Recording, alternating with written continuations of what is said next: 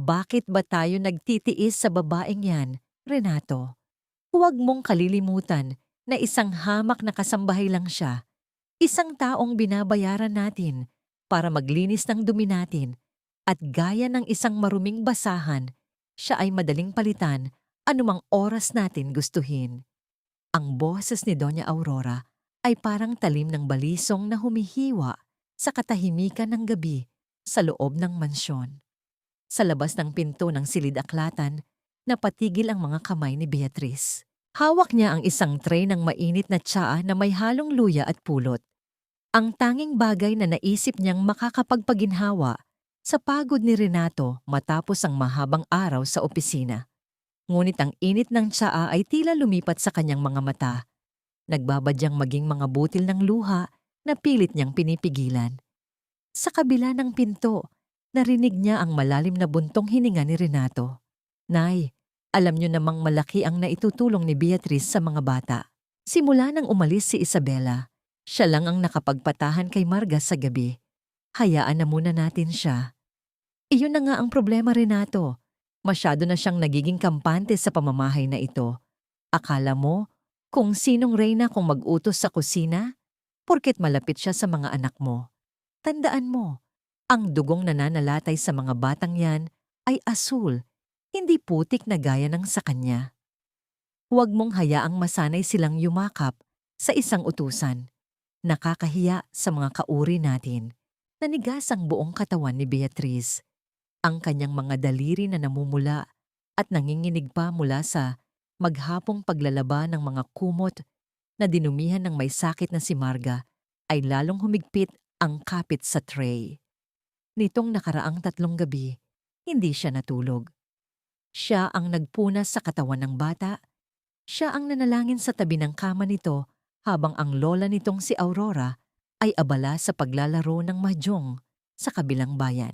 Ngunit sa pandinig ng matanda, ang lahat ng pagod at malasakit niya ay katumbas lamang ng isang basahang itatapon kapag wala ng silbi. Dahan-dahang ibinaba ni Beatrice ang tray sa maliit na mesa sa koridor. Hindi na niya kayang pumasok. Ang bawat salita ni Doña Aurora ay tila isang malakas na sampal na hindi nag-iwan ng bakas sa pisngi, kundi isang malalim na sugat sa kanyang dangal. Nararamdaman niya ang pagsikip ng kanyang lalamunan. Ang bawat paghinga ay tila paglunok ng mga bubog na bumabaon sa kanyang dibdib. Tumingin siya sa kanyang mga palad. Ang mga kuko niya ay kupas na ang kulay. Ang balat ay magaspang dahil sa kemikal ng sabon at bawat gawaing bahay na iniatang sa kanya. Para kanino nga ba ang lahat ng ito? Para sa isang pamilyang hindi siya kailanman ituturing na bahagi? Para sa isang lalaking kahit alam ang kanyang halaga ay hindi man lang magawang itayo ang kanyang bandila laban sa sarili nitong ina? Yumuko si Beatrice at mabilis na naglakad patungo sa kanyang maliit na silid sa likod ng kusina. Ang bawat hakbang niya sa makintab na sahig ng mansyon ay tila nagpapaalala sa kanya na siya ay isang anino lamang sa loob ng malawak na Hacienda de Vega. Pumasok siya sa kanyang silid at isinara ang pinto ng walang ingay. Doon, sa gitna ng kadiliman, ay binitawan niya ang lahat ng sakit. Ang kanyang mga balikat ay nayayanig sa tahimik na paghikbi. Ang kanyang mukha ay ibinaon niya sa kanyang mga palad upang walang makarinig ng kanyang pagtangis. Kinuha niya ang isang lumang litrato mula sa ilalim ng kanyang unan. Isang maliit na batang lalaki ang nakangiti doon, ang kanyang Gabriele, ang dahilan kung bakit siya nananatiling matatag sa kabila ng lahat ng pang-aapi. Ngunit sa gabing ito, ang katatagan niya ay tila isang mabuway na tulay na unti-unti nang gumuho sa ilalim ng bigat ng kawalang katarungan. Muli niyang naalala ang tinig ni Doña Aurora, puno ng puot at paghamak. Isang katanungan ang paulit-ulit na umalingaw-ngaw sa kanyang isipan, tila isang sumpa na hindi niya matakasan. Hanggang kailan ko ba dapat lunukin ang sarili kong dugo para lang sa kapakanan ng mga taong ang turing sa akin ay basura? May puwang pa ba ang pagmamahal sa isang pusong patuloy na dinudurog ng mga taong pinaglilingkuran ko ng buong katapatan? Hindi pa man natatapos ang kanyang pag-iisip, ay nakarinig siya ng mararahas na katok sa kanyang pinto. Hindi iyong katok ng paggalang, iyon ay katok ng isang Panginoon sa kanyang alipin. Beatrice, lumabas ka riyan. May nawawalang alahas ang donya at sinasabing ikaw ang huling nakita sa kanyang silid. Ang sigaw ng mayordomang si Epifania ay tila isang huling hantungan sa kanyang naghihingalong pag-asa. Napabalikwas si Beatrice. Ang takot ay humalo sa kanyang pait. Alam niyang ito na ang simula ng kanyang wakas sa loob ng mansyong ito. O marahil, ito ang simula ng isang mas malaking bagyo na susubok sa lahat ng kanyang natitirang lakas. Tumayo siya, pinunasan ng luha, at binuksan ang pinto. Sa labas, nakatayo si Doña Aurora. May mapanuyang ngiti sa mga labi, habang sa likod nito ay nakatayo si Renato. May hawak na isang kahon na pamilyar kay Beatrice. Ang kanyang sariling baul ng mga alaala na ngayon ay nakabukas at tila hinalughog ng mga malulupit na kamay. Ano ito, Beatrice? Ipaliwanag mo sa akin kung paano napunta ang paborito kong kuwintas sa loob ng marumi mong gamit? Ang malamig na tanong ni Doña Aurora habang itinataas ang isang makinang na diamante. Napatingin si Beatrice kay Renato, umaasang makakakita ng kahit katiting na tiwala. Ngunit ang nakita niya ay ang pag-iwas ng tingin ng lalaki. Ang katahimikan ni Renato ay mas masakit pa kaysa sa anumang paratang. Hindi ko po ninakaw yan, senyora. Ang tanging nais sambit ni Beatrice sa gitna ng kanyang panginginig. Magnanakaw! Pulis! Tawagan niyo ang mga pulis! Ang sigaw ng matanda na umalingaw-ngaw sa buong hasyenda. Ang pananahimik mo, Renato, ay mas matalas pa kaysa sa anumang kutsilyo na itinarak sa aking likuran. Iyan ang tanging isinisigaw ng isipan ni Beatrice habang nakatingin sa lalaking inaasahan niyang magtatanggol sa kanya.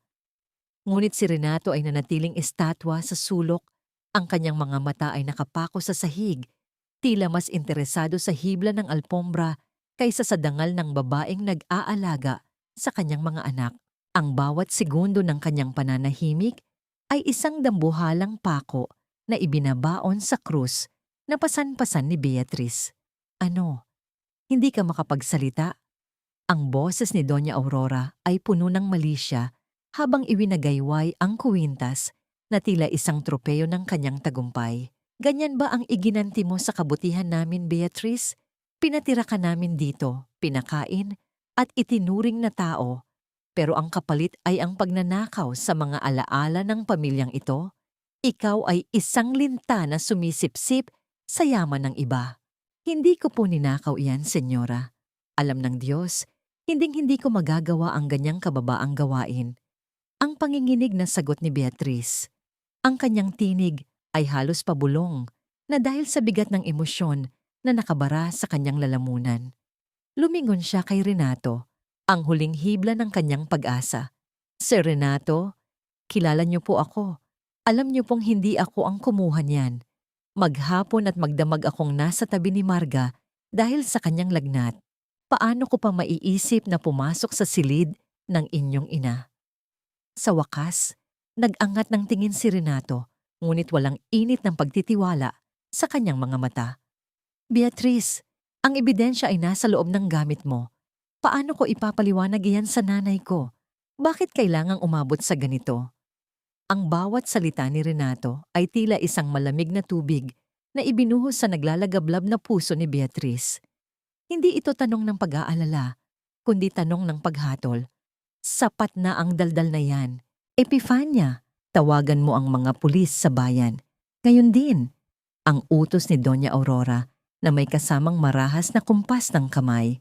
Ang tunog ng pagbagsak ng baul ni Beatrice sa sahig matapos itong sipain ng matanda ay lumikha ng isang nakakangilong ingay na tila ba ang mismong pagkatao ni Beatrice ang nayurakan sa putikan.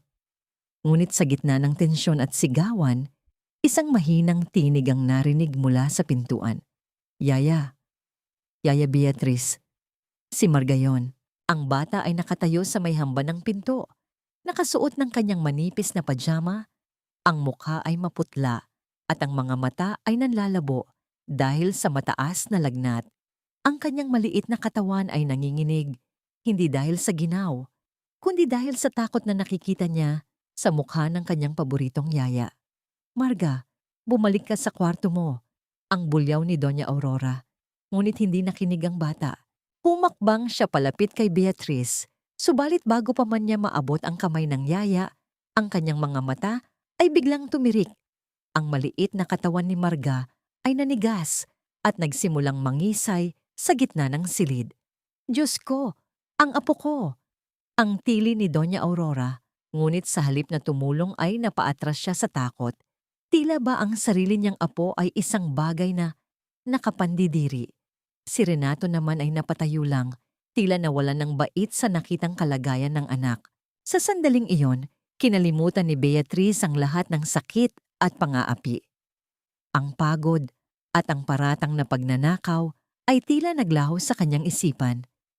Mabilis siyang lumuhod sa sahig, sinalo ang ulo ni Marga upang hindi ito humampas sa matigas na tile. Sa gitna ng kaguluhan, ang kanyang boses ang tanging nanatiling kalmado at may awtoridad. Si Renato, huwag kayong tumayo lang diyan. Kunin niyo ang susi ng sasakyan. Epifania, kumuha ka ng malinis na bimpo at maligamgam na tubig. Bilis! Ang sigaw ni Beatrice. Ang kanyang mga kamay ay bihasa at maingat na inihilig ang ulo ni Marga sa isang tabi upang matiyak na hindi ito mabulunan. Sa mga sandaling iyon, siya ang naging angkla ng pamilyang tila lulubog na sa sarili nilang kawalan ng kakayahan. Walang nagawa si Doña Aurora kundi manood habang si Beatrice, na kanina lang ay tinatawag nilang basura, ay buong ingat na binuhat ang bata. Ang pawis ni Beatrice ay humahalo sa luha ni Marga habang naglalakad sila palabas ng mansyon patungo sa naghihintay na sasakyan sa ilalim ng malakas na ulan. Sa loob ng sasakyan, habang mabilis na nagmamaneho si Renato patungo sa pinakamalapit na ospital, si Beatrice ay nakaupo sa likuran, mahigpit na yakap ang bata. Ipinapatong niya ang kanyang mainit na palad sa noo ni Marga, bumubulong ng mga panalangin na tila ba ibinibigay niya ang sarili niyang hininga para lang mabuhay ang bata. Huwag kang bibitaw, anak.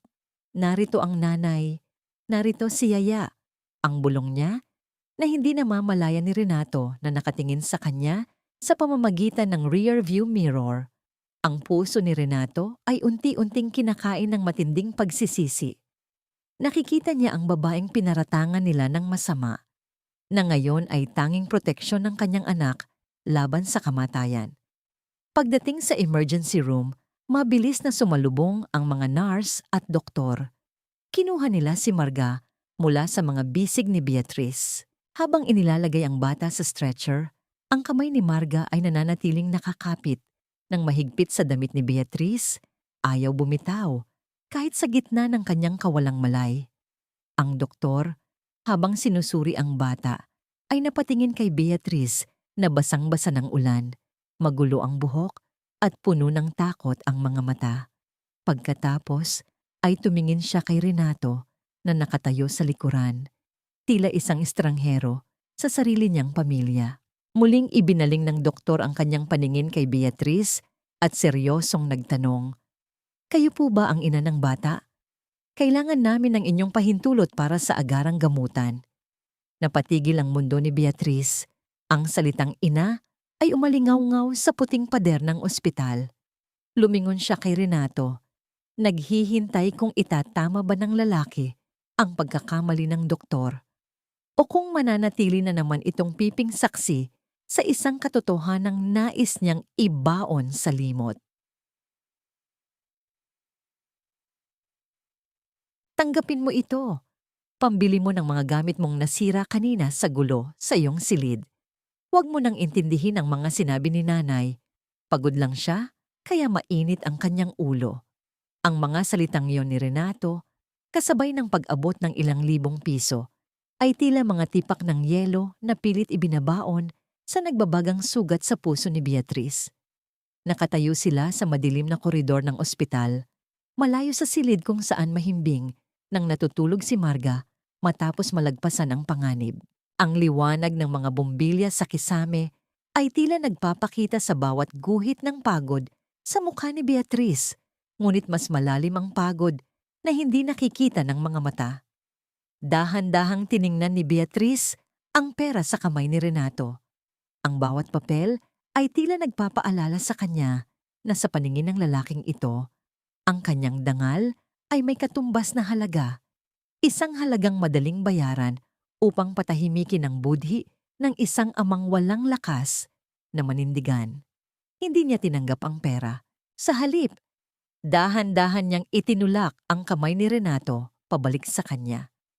Hindi po pera ang kailangan ko, Sir Renato. Ang kailangan ko po ay ang paniniwala niyo na hindi ako ang kumuha ng kwintas ng inyong ina. Ang kailangan ko po ay ang katiyakan na ang batang halos ibigay ko na ang sariling buhay para mailigtas ay ligtas din sa loob ng sarili niyang tahanan. Ang mahinahon, ngunit mayuming sagot ni Beatriz. Ang kanyang boses ay hindi nangangatog, ngunit may bigat na tila isang dambuhalang bato na bumabagsak sa katahimikan ng gabi. Tinalikuran ni Beatriz si Renato bago pa man makapagsalita ang lalaki. Naglakad siya patungo sa bintana sa dulo ng pasilyo, kung saan tanaw ang malawak at madilim na hardin ng ospital. Ang bawat hakbang niya ay tila pagila sa isang kadena ng mga alaala na pilit niyang itinatago sa pinakamalalim na sulok ng kanyang pagkatao. Lumipas ang mga oras at bumalik na sila sa Hacienda de Vega. Ang mansyon ay tila isang malaking kabaong na gawa sa bato at ginto. Maganda sa labas, ngunit puno ng mabulok na sistema sa loob. Sa gitna ng gabi, habang ang lahat ay natutulog na, si Beatriz ay nanatiling gising. Nakaupo siya sa sahig ng kanyang maliit na silid, sa tabi ng bintanang tanging nagbibigay sa kanya ng liwanag mula sa buwan. Sa labas ng kanyang silid, si Renato ay hindi rin madalaw ng antok. Ang bawat pagpikit ng kanyang mga mata ay nagpapakita ng imahe ni Beatriz na yakap-yakap ang kanyang anak sa gitna ng ulan. May kung anong puwersa na nagtulak sa kanya na maglakad patungo sa silid ng mga kasambahay. Nais niyang humingi ng paumanhin ng maayos. Nais niyang sabihin na naniniwala siya rito, ngunit ang kanyang sariling takot sa kanyang ina ay tila isang piring sa kanyang mga mata. Napatigil si Renato nang marinig ang isang mahinang tunog mula sa loob ng silid ni Beatriz. Hindi iyon ang tunog ng pag-aayos ng gamit. Iyon ay ang tunog ng isang pusong dahan-dahang nadudurog sa bawat paghinga. Sumilip siya sa bahagyang nakabukas na pinto at doon niya nakita ang isang tanawing habambuhay na mauukit sa kanyang isipan. Nakaupo si Beatriz sa sahig, nakayakap sa kanyang sariling mga binti. Ang kanyang mahabang buhok ay nakalaylay, tumatakip sa kanyang mukha. Ngunit ang kanyang mga balikat ay nayayanig sa bawat pigil na paghikbi. Sa kanyang harapan ay may isang maliit na sapatos ng sanggol. Isang sapatos na kupas na ang kulay, ngunit tila iniingatan bilang pinakamahalagang kayamanan sa mundo. Ang bawat patak ng luha ni Beatriz ay tila bumabagsak sa sapatos na iyon. At sa gitna ng katahimikan ng gabi, narinig ni Renato ang isang pangalang hindi niya kailanman narinig sa loob ng mansyong iyon. Isang pangalang binanggit ni Beatriz na may kasamang matinding pait at pangungulila. Gabriele, Gabriele, anak, patawad. Ang pabulong na panaghoy ni Beatriz. Ang kanyang boses ay puno ng pagsisisi. Tila ba ang bawat salita ay isang panalangin na hindi kailanman nakarating sa langit. Patawarin mo ang nanay kung bakit kailangan nating magkaganito. Patawarin mo ako kung hanggang ngayon, hindi ko pa rin mabigyan ng katarungan ang pagkawala mo. Napaatras si Renato. Ang kanyang puso ay tila pinipiga ng isang hindi nakikitang kamay. Sino si Gabriele? Bakit humihingi ng tawad ang babaeng ito sa isang taong wala na? Sa sandaling iyon, napagtanto ni Renato na ang babaeng itinuring nilang isang hamak na utusan ay may bitbit na mundong puno ng misteryo at hapdi. Isang mundong mas madilim pa kaysa sa aninong bumabalot sa Hacienda de Vega. Dahan-dahang lumayo si Renato, ang kanyang mga hakbang ay hindi lumilikha ng anumang ingay sa makintab na sahig. Ngunit sa kanyang isipan, ang pangalang Gabriele ay tila isang batingaw na paulit-ulit na tumutunog. May kung anong nagbago sa loob ni Renato. Ang takot niya sa kanyang ina ay dahan-dahang napapalitan ng isang matinding pagnanais na malaman ang katotohanan sa likod ng mga luha ni Beatrice. Sino nga ba talaga si Beatrice? At anong uri ng nakaraan ang kanyang tinatakasan na tila ba ang bawat sulok ng mansyong ito ay nagpapaalala sa kanya ng kanyang mga pagkukulang? Sa loob ng silid, nananatiling mag-isa si Beatrice, nakatingin sa malayo habang ang hangin ng gabi ay humahaplos sa kanyang basang pisngi. Isang katanungan ang pilit na gumagapang sa kanyang isipan, tila isang lason na walang lunas. Hanggang kailan ko ba itatago ang katotohanan bago ako tuluyang lamunin ng mga anino ng nakaraan? At kung malaman man nila kung sino talaga ako, tatanggapin pa rin ba nila ang isang pusong puno ng mga lihim at pagkakasala? Isang marahas na tunog ng kidlat sa malayo ang nagpabalik sa kanya sa realidad. Ngunit ang tunay na bagyo ay hindi ang nasa labas, kundi ang bagyong unti-unti nang namumuo sa loob ng Hacienda de Vega. Isang bagyong walang sinuman ang nakahanda. Ang tamis ng nangiti mo, Beatrice, ay parang lason na unti-unting pumapatay sa katahimikan ng mansyong ito. Huwag mong isiping dahil nailigtas mo ang aking apo, ay kabilang ka na sa aming hapagkainan. Ang boses ni Doña Aurora ay malamig na humaplos sa batok ni Beatrice, habang ang huli ay abala sa paghahanda ng mainit na arroz caldo para kay Marga. Ang bawat hiwa ni Beatrice sa luya ay tumpak at maingat. Tila ba sa bawat pagbaon ng kutsara sa sahig ng sahig, ay doon niya ibinubuhos ang lahat ng kanyang pasensya. Ang bango ng niluluto niyang pagkain ay pumupuno sa kusina. Isang amoy na nagbibigay ng ginhawa at pag-asa. Ngunit para sa matandang donya, ito ay amoy ng isang panghihimasok. Ginagawa ko lang po ang tungkulin ko, senyora. Ang kaligtasan ni Marga ang tanging mahalaga sa akin. Ang mahinang sagot ni Beatrice nang hindi linitingnan ng matanda. Ang kanyang mga kamay ay nanginginig ng bahagya, ngunit pinanatili niya ang kanyang tindig. Sa bawat gabi na nagdaan, sa bawat pagpupuyat niya sa tabi ng bata, ang tanging gantimpala niya ay ang mahimbing na tulog nito, hindi ang anumang papuri mula sa mga Panginoon ng mansyon. Tungklin o isang planadong hakbang para makuha ang loob ng aking anak? Ang pagpapatuloy ni Doña Aurora habang dahan-dahang lumalapit ang tunog ng kanyang mga mamahaling sapatos sa tiles ng kusina ay tila isang babala. Nakita ko kung paano katingnan ni Renato sa ospital. Akala mo ba ay hindi ko mapapansin ang iyong mga mapanlinlang na galaw?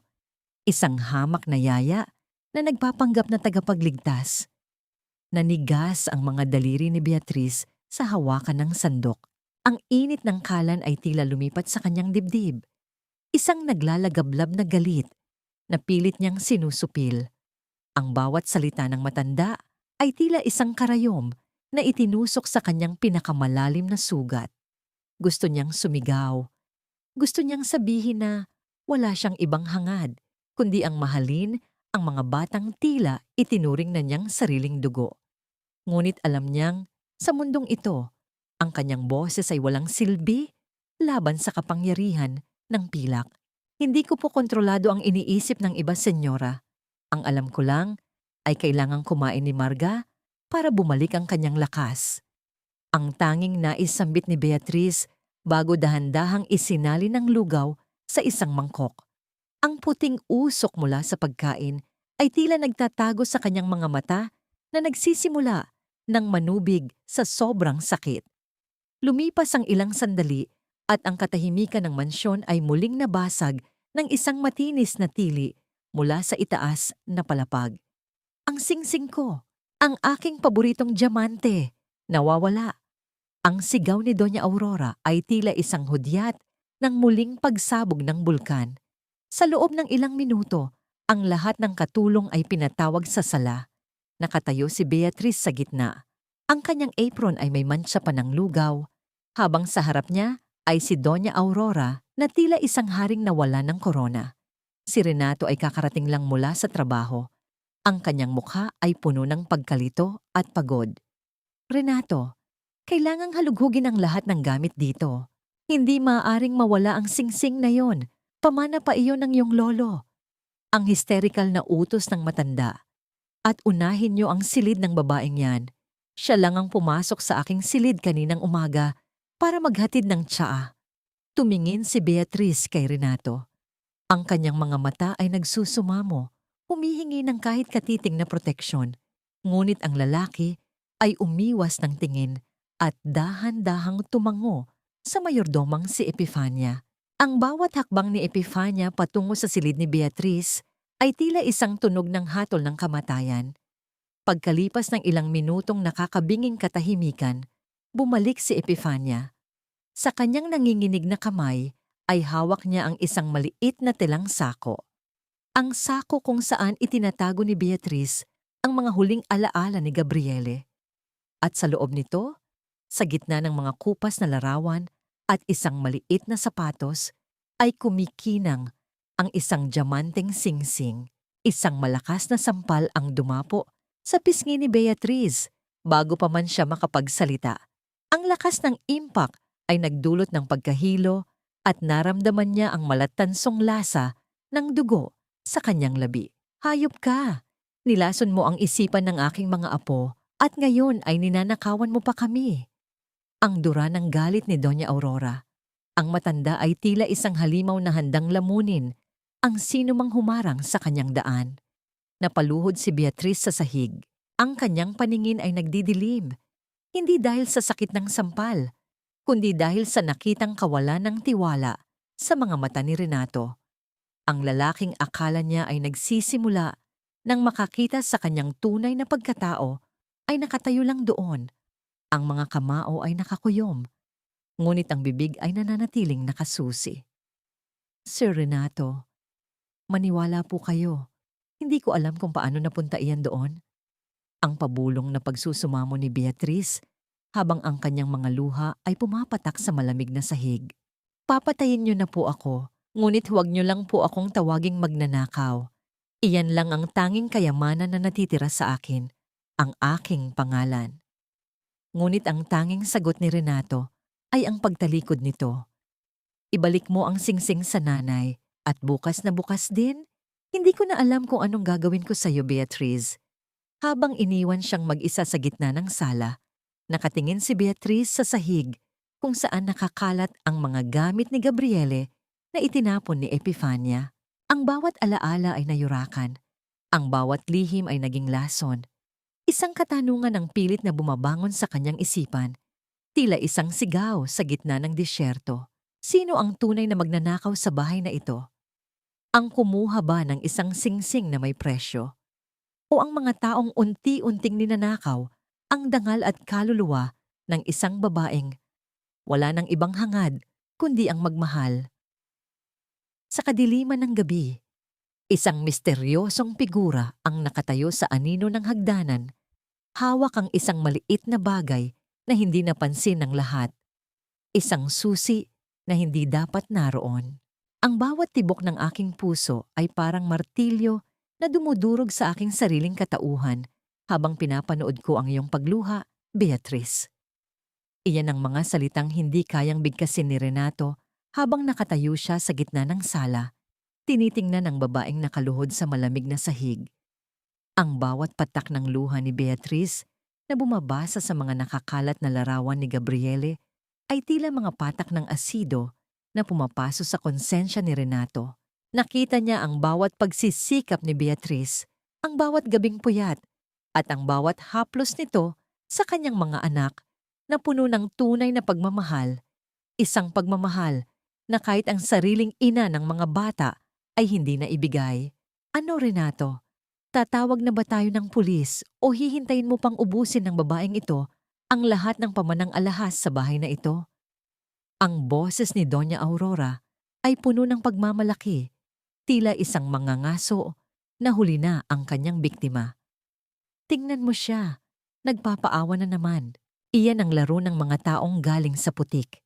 Anak, marunong silang gumamit ng luha para pagtakpan ang kanilang mantsa. Dahan-dahang tumayo si Beatriz. Pinunasan niya ang dugo sa kanyang labi gamit ang likod ng kanyang kamay. Ang kanyang mga mata ay hindi na nagsusumamo kundi puno na ng isang matinding pagtanggap sa kalupitan ng tadhana. Huwag na po kayong mag-abala, senyora.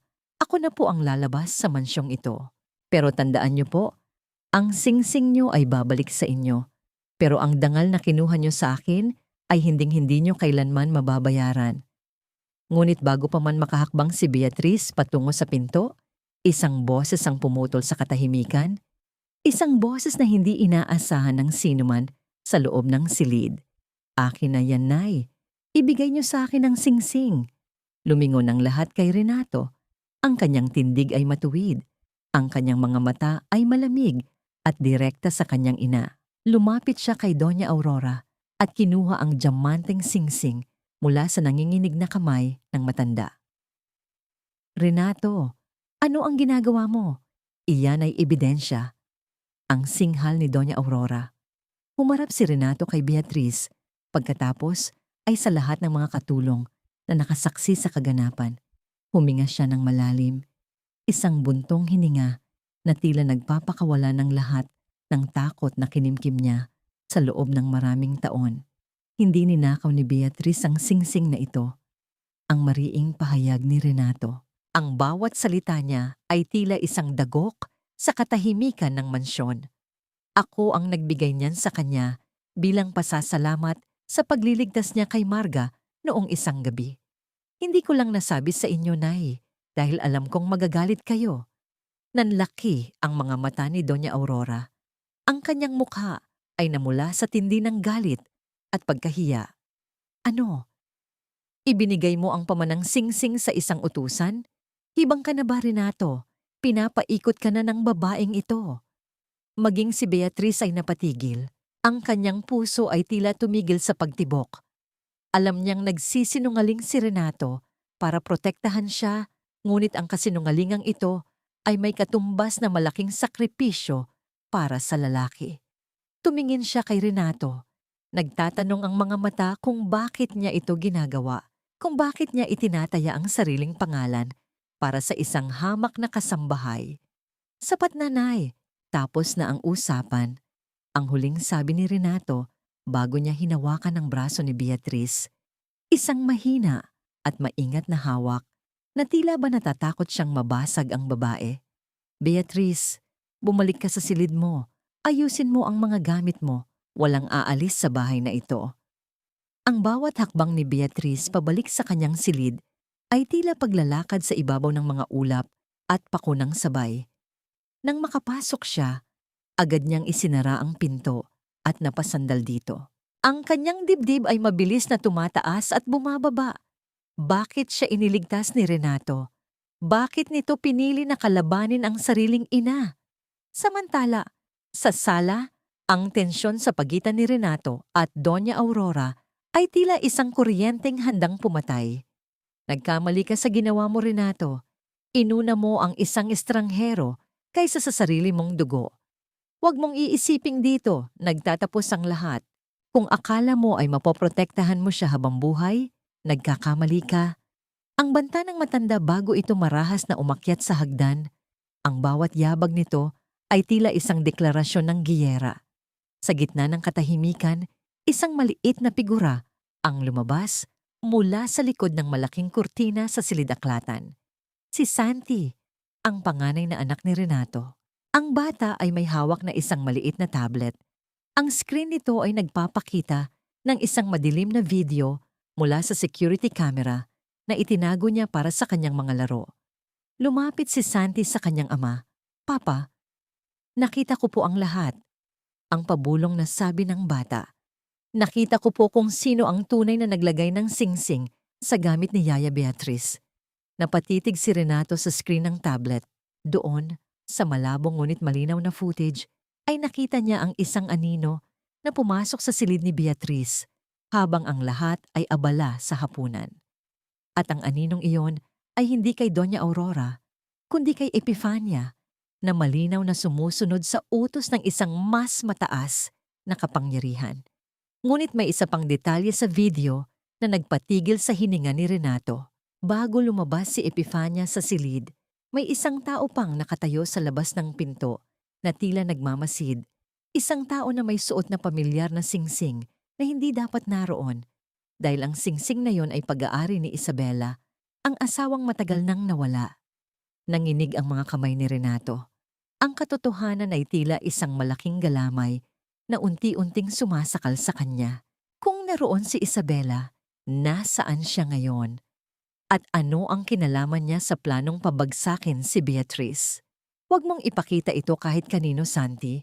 Kahit kay Yaya Beatrice, ang utos ni Renato sa anak, ang boses niya ay puno ng takot at pag-aalala. Sa labas, ang ulan ay muling bumubuhos, tila nakikidalamhati sa mga lihim na unti-unti nang nabubunyag. Isang katanungan ang nag-iwan ng malalim na sugat sa isipan ni Renato habang nakatingin siya sa madilim na hardin ng hasyenda. Sino nga ba ang tunay na kakampi?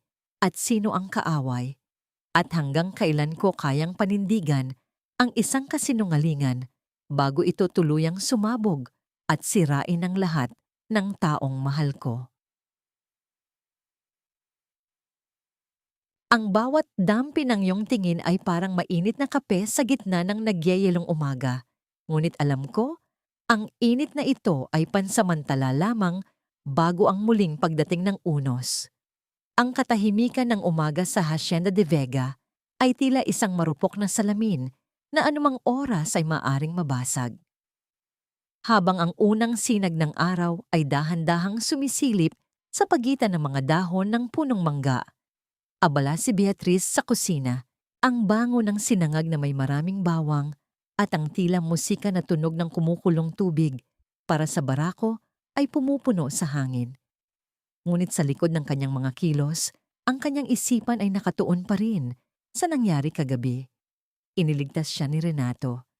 Isang kasinungalingan ang binitawan nito para lamang hindi siya makulong. At ang bigat ng sakripisyong yon ay tila isang utang na loob na hindi niya alam kung paano babayaran. You should rest, Beatrice. Hindi mo kailangang gawin lahat ito ngayong umaga. Ang baritono at mahinahong boses ni Renato ang bumasag sa kanyang malalim na pag-iisip. Napatigil si Beatrice sa paghahalo ng tsokolate. Nakatayo si Renato sa may pintuan ng kusina, suot ang kanyang simpleng puting t-shirt na nagpapakita ng kanyang pagiging lundo at pagod. Wala ang kanyang karaniwang formal na aura. Ngayon, mukha lang siyang isang amang naghahanap ng kapayapaan sa gitna ng gulo ng sarili niyang pamilya. Sir, Renato, hindi po ako sanay na nakatambay lang at kailangang kumain ng mga bata bago sila pumasok sa school. Ang mahinang sagot ni Beatrice na pilit iniingatan na huwag magtagpo ang kanilang mga mata. Lumapit si Renato, sapat na malapit para maamoy ni Beatrice ang bango ng kanyang sabon na humahalo sa amoy ng kape. Dahan-dahang itinaas ni Renato ang kanyang kamay at, sa isang pagkilos na nagpatigil sa tibok ng puso ni Beatrice, hinaplos nito ang kanyang pisngi. Ang pisnging may bakas pa rin ng pamumula mula sa sampal ni Doña Aurora. I'm sorry, ang pabulong na sabi ni Renato. Ang kanyang mga daliri ay magaspang, ngunit puno ng lambot. I'm sorry for my mother's actions. I'm sorry for being a coward for so long. Hindi ko dapat hinayaan na saktan kanya ng ganoon. Napahinga ng malalim si Beatrice. Ang haplos ni Renato ay tila isang gamot na dahan-dahang nagpapahilom sa kanyang sugat, hindi lang sa labas, kundi pati sa loob. Ginawa niyo po ang dapat, Renato. Salamat sa pagtitiwala. Iyan lang naman ang tanging hinihiling ko, ang maniwala kayo sa akin. Nagtama ang kanilang mga mata. Sa sandaling iyon, tila nawala ang lahat ng harang ng antas sa lipunan. Wala ang amo, wala ang katulong. Dalawang kaluluwa lamang sila na kapwa may bitbit na sugat mula sa nakaraan na sa gitna ng kusina ay nakahanap ng sandaling aliw sa piling ng isa't isa. Ang tensyon sa hangin ay hindi na puno ng takot, kundi ng isang uri ng init na nagpapabilis sa pintig ng kanilang mga puso.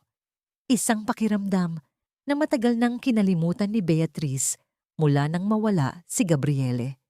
Dadayaya, ang masayang sigaw ni Marga habang tumatakbo ito papasok sa kusina, kasunod si Santi. Mabilis na iniwas ni Renato ang kanyang kamay, ngunit ang isang maliit na ngiti ay nanatili sa kanyang mga labi. Ang hapagkainan ng umagang yon ay puno ng tawanan ng mga bata, isang tanawing bihirang mangyari sa loob ng mansyon. Tila ba ang pagsisinungaling ni Renato ay nagbukas ng isang pinto patungo sa isang bagong uri ng kaligayahan para sa kanilang lahat. Ngunit ang bawat sandali ng saya sa Hacienda de Vega ay laging may nakabantay na anino. Sa itaas ng hagdan, nakatayo si Doña Aurora, mahigpit na nakahawak sa kanyang baston habang pinagmamasdan ng eksena sa ibaba. Ang kanyang muka ay tila isang maskara ng puot. Para sa kanya, ang tawanang naririnig niya ay isang insulto sa kanyang awtoridad. Magsaya kayo habang kaya niyo pa. Ang pabulong na sabi ng matanda, ang kanyang boses ay tila isang sumpa na dinala ng hangin. Dahil ang tunay na may-ari ng bahay na ito ay pabalik na at titiyakin kong ikaw, Beatrice, ay babalik sa kung saan ka nararapat, sa putik. Ang katahimikan ng umaga ay biglang nabasag ng malakas na tunog ng makina ng isang mamahaling sasakyan na pumasok sa malawak na harapan ng mansyon. Ang bawat pag-ikot ng gulong sa graba ay tila isang tibok ng paparating na panganib. Napatayo si Renato. Ang kanyang mukha ay biglang namutla. Tila ba nakakita siya ng isang multo mula sa kanyang pinakamadilim na panaginip. Lumabas siya ng bahay. Kasunod si Beatrice na may dalang kaba sa kanyang dibdib. Isang kulay itim na sasakyan ang huminto sa tapat ng pinto. Dahan-dahang bumukas ang pinto nito at isang pares ng mamahaling pulang sapatos ang unang tumapak sa semento. Isang babaeng nakasuot ng malaking itim na salamin at eleganteng damit ang lumabas. Ang kanyang tindig ay puno ng kayabangan at kapangyarihan. Dahan-dahan niyang itinataas ang kanyang salamin. Inilalantad ang mga matang puno ng katusuhan at galit. Tumingin siya kay Renato, pagkatapos ay kay Beatrice, bago ibinaling ang paningin sa buong mansyon. I'm back, Renato. Ang boses ng babae ay matamis, ngunit may talim na parang labaha. Miss me? Naramdaman ni Beatrice ang paghigpit ng hawak sa kanya ni Marga. Ang babaeng nasa harap nila ay walang iba kundi si Isabela, ang asawang nangiwan sa kanila, ang ina na matagal nang kinalimutan ng mga bata, at ang babaeng titiyakin na ang bagong mabuong kapayapaan sa Hacienda de Vega ay tuluyang guguho. Isabela, ang tanging naisambit ni Renato. Ang kanyang boses ay nanginginig sa pagitan ng galit at gulat. Tumingin si Isabela kay Beatrice mula ulo hanggang paa, isang mapang-alipustang ngiti ang gumuhit sa kanyang mga labi. So eto na ba ang pumalit sa akin? Isang hamak na yaya? How cheap! Akala mo ba ay sapat na ang ganda at mamahaling damit para burahin ang dumi ng iyong pag-alis, Isabela? Ang bawat hakbang mo sa sementong ito ay parang tunog ng isang batingaw na nagpapaalala sa amin ng iyong pagtataksil. Ang boses ni Renato ay hindi sumisigaw, ngunit ang bawat salita niya ay may bigat na tila isang dambuhalang pader na humaharang sa pagitan nila ni Isabela. Nakatayo siya sa harap ng pinto ng mansyon. Ang kanyang mga kamay ay nakakuyom sa kanyang gilid, habang sa likuran niya ay unti-unting umaatras si Beatrice. Yakap-yakap ang nanginginig na si Marga. Ang bango ng mamahaling pabango ni Isabela ay tila isang lason na sumasakal sa sariwang hangin ng umaga sa Hacienda de Vega. Oh, Renato, masyado ka namang seryoso. Ang mapanuyang tawa ni Isabela habang dahan-dahang tinatanggal ang kanyang itim na salamin. Ang kanyang mga mata ay nagniningning sa katusuhan, tila isang ahas na naghihintay ng tamang pagkakataon para tumuklaw. Narito ako para sa aking mga anak at syempre Para sa bahay na ito na kalahati ay pag-aari ko pa rin sa ilalim ng batas. Lumingon si Isabela kay Beatrice. Ang kanyang mga mata ay nanliit sa panghahamak. At sino naman ang babaeng ito? Siya ba ang bago mong kalaro, Renato? Isang yaya na mukhang galing sa palengke? How tragic! Mukhang bumaba na talaga ang standard mo mula nang umalis ako. Huwag mo siyang idadamay dito, Isabela. Si Beatrice ang nag-alaga sa mga bata noong wala ka. Siya ang tumayo bilang ina noong pinili mong unahin ang sarili mong luho. Ang mariing sagot ni Renato. Ang kanyang boses ay nanginginig sa tindi ng galit. Isang matunog na sampal ang biglang bumasag sa katahimikan. Hindi kay Renato tumama ang palad ni Isabela, kundi kay Beatrice na nakatayo lamang sa gilid. Ang lakas ng impact ay nagdulot ng pagbaling ng mukha ni Beatrice at muling naramdaman niya ang pait ng dugo sa kanyang bibig. How dare you look at me like that? Isang hamak na utusan ka lang. Wala kang karapatang tumayo sa harap ko na parang ikaw ang reyna dito. Ang sigaw ni Isabela. Ang kanyang mukha ay hindi na maganda. Ito ay puno ng puot at inggit na matagal ng kinimkim. Napaatras si Beatrice. Ang kanyang kamay ay nakahawak sa kanyang namumulang pisngi. Ang sakit ng sampal ay wala pa sa kalahati ng sakit na nararamdaman niya para sa mga bata. Nakita niya ang takot sa mga mata ni Marga at ang galit sa mga mata ni Santi. Ngunit bago pa man makapagsalita si Renato, isang pamilyar na boses ang narinig mula sa itaas ng hagdan. Isabela, salamat at dumating ka na. Bumaba si Doña Aurora na may malapad na ngiti sa mga labi. Tila ba nakakita siya ng isang anghel mula sa langit. Nilampasan niya si Renato at Beatrice para lamang yakapin si Isabela. Ang alyansang ito ay tila isang madilim na ulap na tuluyang tumakip sa sikat ng araw. Mabuti, at narito ka na, anak. Kailangan natin ng tunay na may-ari sa bahay na ito para maitaboy ang mga pesteng pilit na sumisiksik sa ating yaman. Ang sabi ni Doña Aurora habang nakatingin ng matalim kay Beatrice. Isabela, umalis ka na. Hindi ka welcome dito. Ang huling babala ni Renato. Subukan mo akong paalisin, Renato, at titiyakin ko na hinding-hindi mo na muling makikita ang iyong mga anak. Ang banta ni Isabela habang dahan-dahang lumalapit kay Marga. Ngunit ang bata ay mas lalong humigpit ang yakap sa binti ni Beatrice. Ayaw lumapit sa tunay niyang ina. Yaya, huwag mo kaming iiwan. Ang pabulong na pagsusumamo ni Marga, ang kanyang maliliit na luha ay bumabasa sa apron ni Beatrice. Tumingin si Beatrice kay Isabela, pagkatapos ay kay Doña Aurora.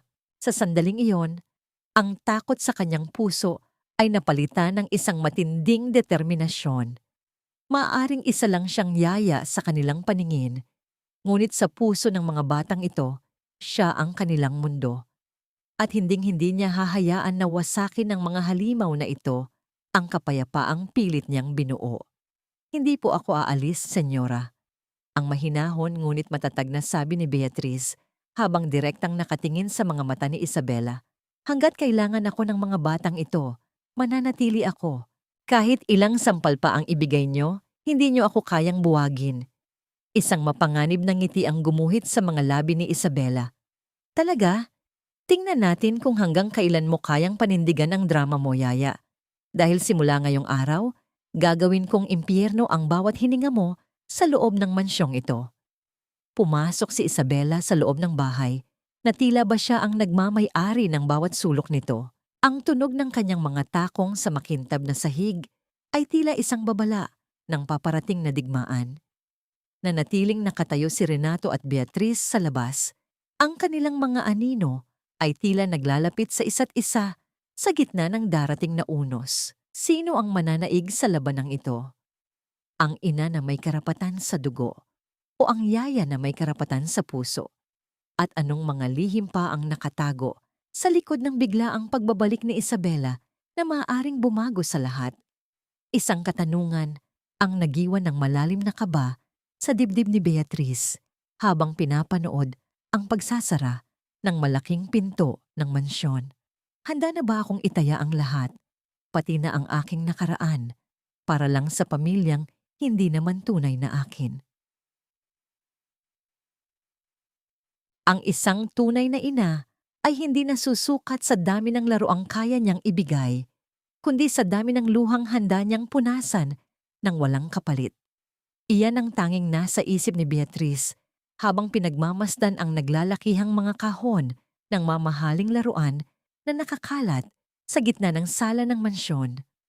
Ang bango ng bagong plastik at mamahaling tela ng mga manika ay tila sumasakal sa payapang amoy ng bahay.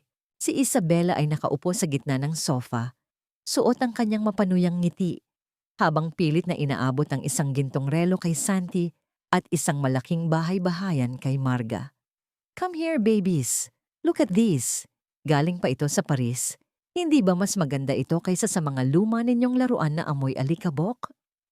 Ang malanding boses ni Isabela na tila ba ang pag-ibig ay nabibili sa bawat kumpas ng kanyang credit card. "Gusto ko po ng lugaw ni Yaya." Ang pabulong na sabi ni Marga. Ang kanyang maliliit na daliri ay hindi man lang ginalaw ang mamahaling laruan. Sa halip, lumingon ang bata kay Beatrice. Ang mga mata nito ay punong-puno ng pagsusumamo na tila ba humihingi ng pahintulot na bumalik sa piling ng kanyang totoong kanlungan. Ang ngiti sa mga labi ni Isabela ay biglang naglaho, napalitan ng isang mapanganib na talim sa kanyang mga mata. Marahas niyang binitiwan ng laruan na lumikha ng isang matigas na tunog sa sahig ng mansyon. "Ano? Mas gusto mo pa ang basurang niluluto ng utusan na ito kaysa sa mga regalong pinaghirapan kong dalhin para sa inyo? How ungrateful." "Isabela, huwag mong sigawan ng bata." Ang sigaw ni Renato nakakarating lang mula sa opisina. Mabilis siyang lumapit at binuhat si Marga na nagsisimula ng humikbi. Hindi mo mabibili ang pagmamahal nila sa loob ng isang oras pagkatapos mo silang iwan ng ilang taon. Tumayo si Isabela. Ang kanyang mga mata ay nanlilisik sa galit. "Huwag mo akong pangaralan, Renato. Ako ang ina nila. Ako ang nagluwal sa kanila." Ang babaeng iyan ay isang hamak na mga agaw. Pinapakain niya ng kung ano-ano ang mga anak ko para lang makuha ang loob nila at ang yaman mo. Humarap si Isabela kay Beatrice. Ang kanyang mga hakbang ay tila isang biktima ng puot na handang sumabog. "Ikaw, akala mo ba hindi ko alam ang ginagawa mo? Nagpapakitang tao ka para maging bida sa bahay na ito? Isang yaya na nangangarap maging senyora? How pathetic." "Wala po akong hinihiling na anuman, Ma'am Isabela. Ang tanging hangad ko lang ay ang katahimikan ng mga bata." Ang mahinahon ngunit matatag na sagot ni Beatrice. Ang bawat salita niya ay tila isang kalasag na humaharang sa mga mura at pang-aalipusta ng babae. Ang pagmamahal ay hindi nakukuha sa pananakot o sa material na bagay. Ito ay itinatanim sa bawat araw ng pag-aalaga. "How dare you? Wala kang karapatang turuan ako." Ang tili ni Isabela habang mabilis na dinaluhong si Beatrice. Ngunit bago pa man dumapo ang kanyang palad, hinawakan ni Renato ang kanyang braso ng napakahigpit. "Umalis ka muna rito, Beatrice. Dalhin mo ang mga bata sa itaas." Ang utos ni Renato. Ang kanyang boses ay puno ng pigil na galit. Habang naglalakad si Beatrice pa itaas, hawak-hawak ang mga kamay nina Santi at Marga. Nararamdaman niya ang matalim na tingin ni Isabela sa kanyang likuran. Ang bawat hakbang niya sa hagdan ay tila pag-akyat sa isang bundok ng mga pako. Sa loob ng kanyang silid, habang pinatatahan ng mga bata, isang katanungan ang pilit na gumagapang sa kanyang puso. Hanggang kailan niya kayang maging matatag bago siya tuluyang mawasak ng bagyong hatid ni Isabela? Ngunit ang hindi alam ni Beatrice, habang nag-aaway sina Renato at Isabela sa ibaba, ay may isang tao pang nakikinig sa dilim. Si Doña Aurora ay nakatayo sa anino ng hallway, may hawak na isang lumang dokumento na kakarating lang mula sa kanyang tamtutu.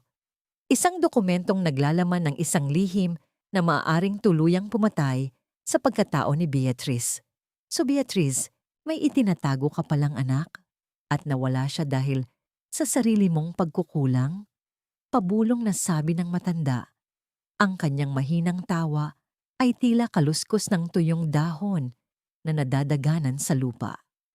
Tingnan natin kung magbabago ang tingin ni Renato kapag nalaman niyang ang itinuturing niyang tagapagligtas ng kanyang mga anak ay may mabigat na lihim na matagal nang ikinukubli.